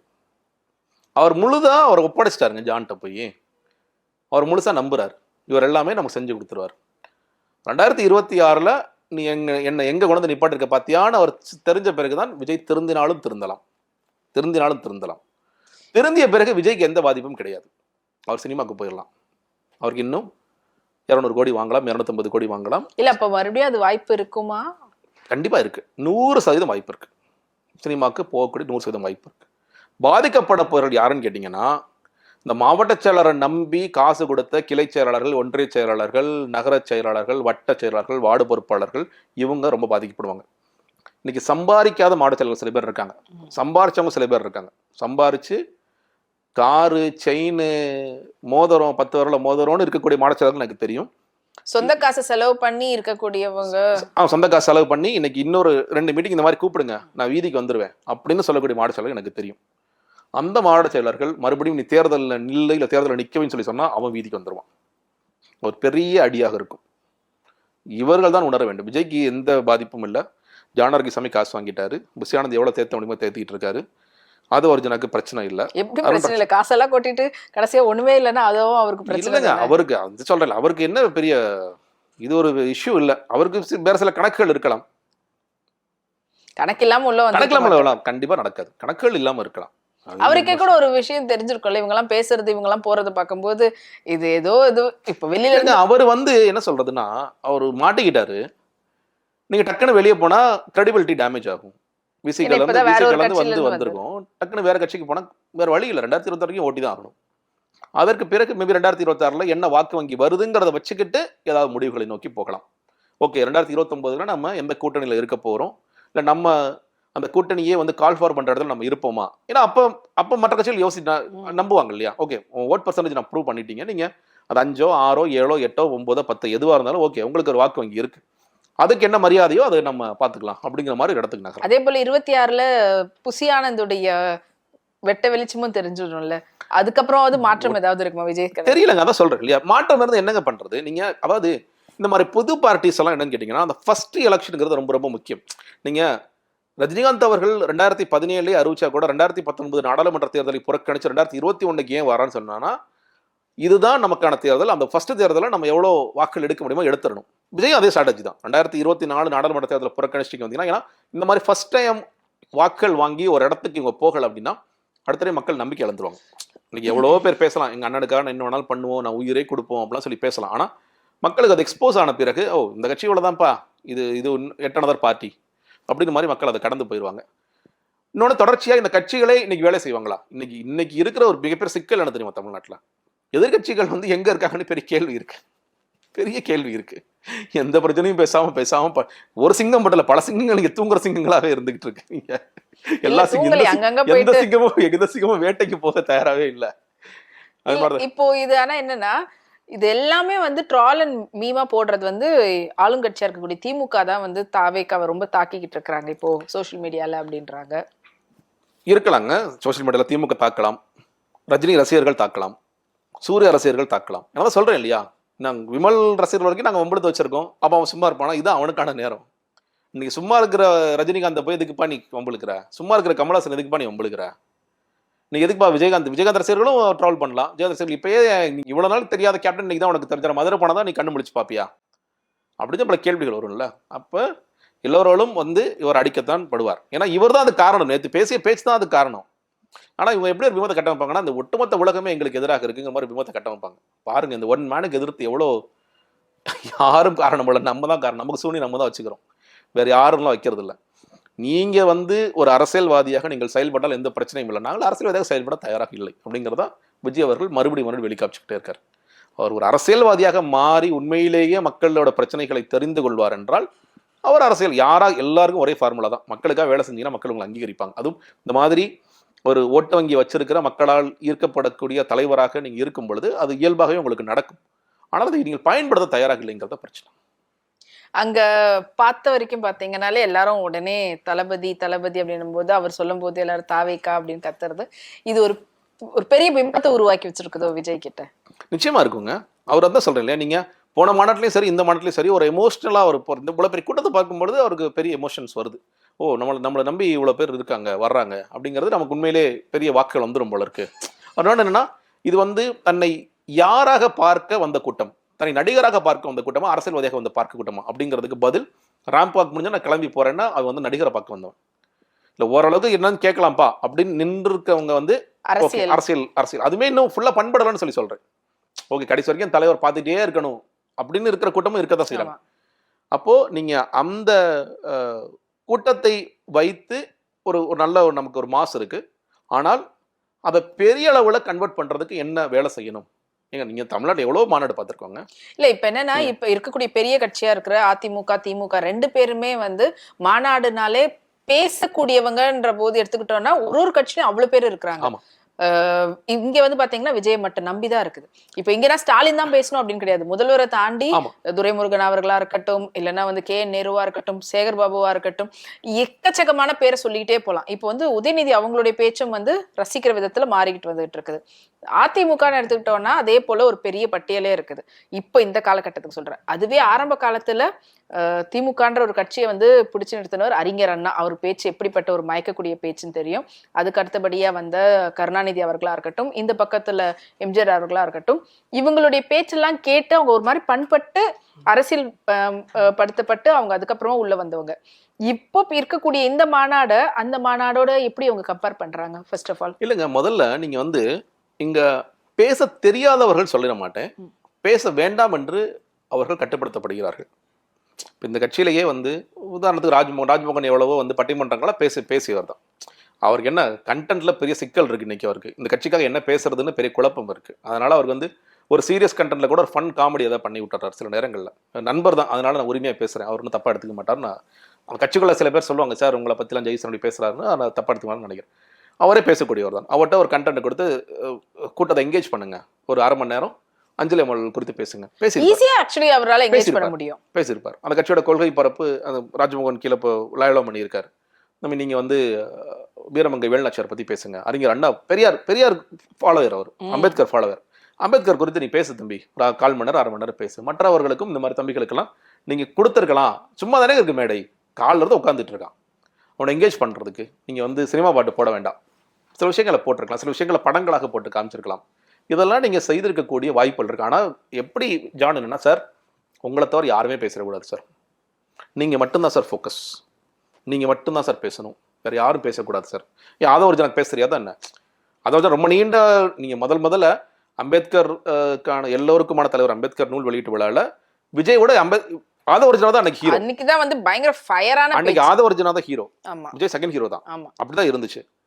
அதே அதை ஒரு ஜனாவை நேத்து வந்து எதுவுமே பேச விடாம யார் தடுக்கிறா? ஒரு மாதிரி 10 நிமிஷம் தான் டைம், இல்ல அதுல அதுக்குள்ள கண்டென்ட்டே இல்லையே, யார் தடுக்கிறா?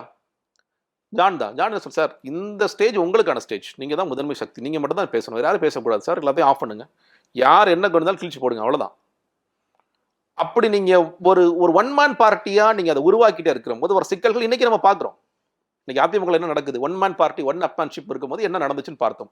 இது பல கட்சிகள், நாட்டில் இருக்க பல கட்சியில ஒரு ஒன் சிங்கிள் மேனை நம்பி இருக்கிற கட்சிகள் இன்னைக்கு எந்த நிலையில வருது அப்படிங்கறத பார்க்கிறோம். இன்னைக்கே பல கேள்விகள் இருக்கு. எங்க தமிழ்நாட்டிலே கமல்ஹாசன் அவங்களுடைய மக்கள் நீதி மையமே வந்து அதே மாதிரியான ஒரு பிரச்சனையில தான் மாட்டிட்டு இருக்குது. ஸோ அதை வந்து நீங்க பிரேக் பண்றதுக்கு நீங்க உங்கள்கிட்ட இருக்கின்ற இந்த ரிசோர்ஸஸை கூட நீங்க பயன்படுத்தவே ரெடியா இல்லை.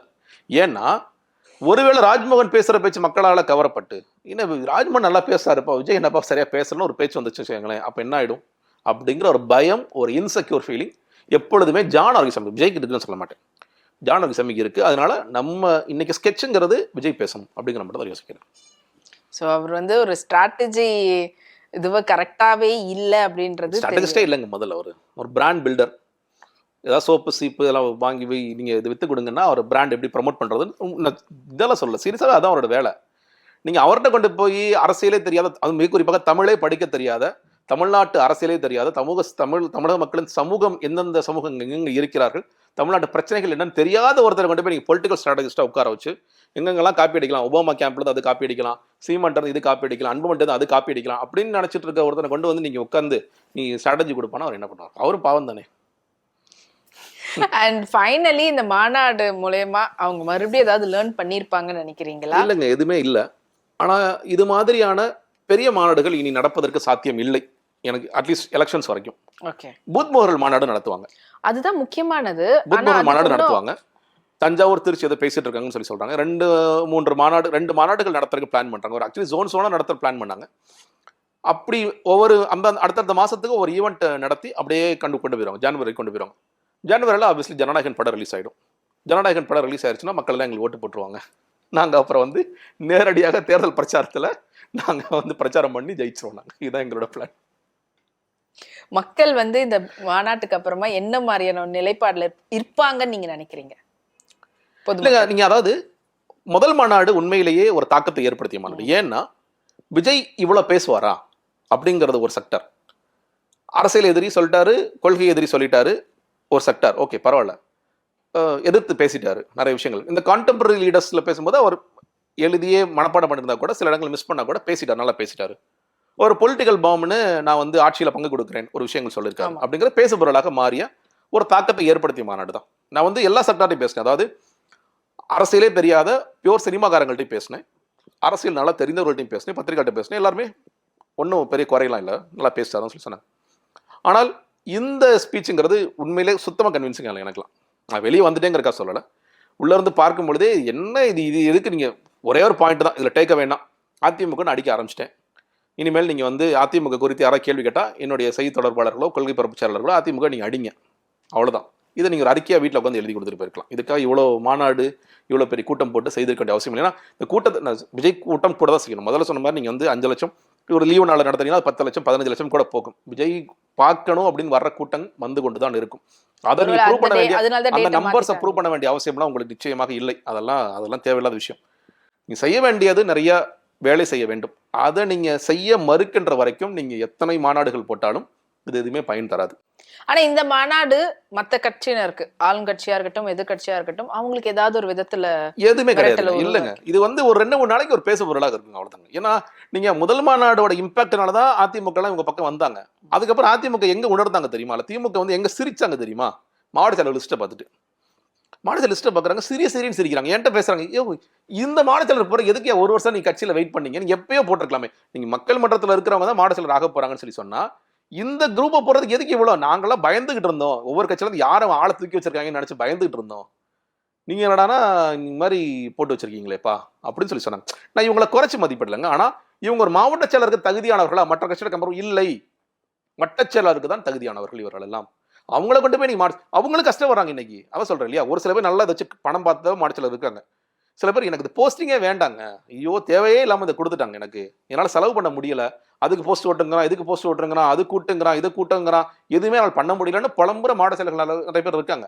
அப்போ அவங்கள்ட்ட உண்மையிலேப்பா வேற கட்சியில வந்து வர்றாங்க, நல்ல பணபலம் படைத்தவர்கள், அவங்கள வந்து நீங்கள் பயன்படுத்திக்கலாம். அவங்க மாடு சிலர் இருக்கட்டும், அவங்க கீழே வேலை செய்கிறான், கண்டிப்பாக வேலை செய்கிறான்னு சொல்லியிருப்பான்.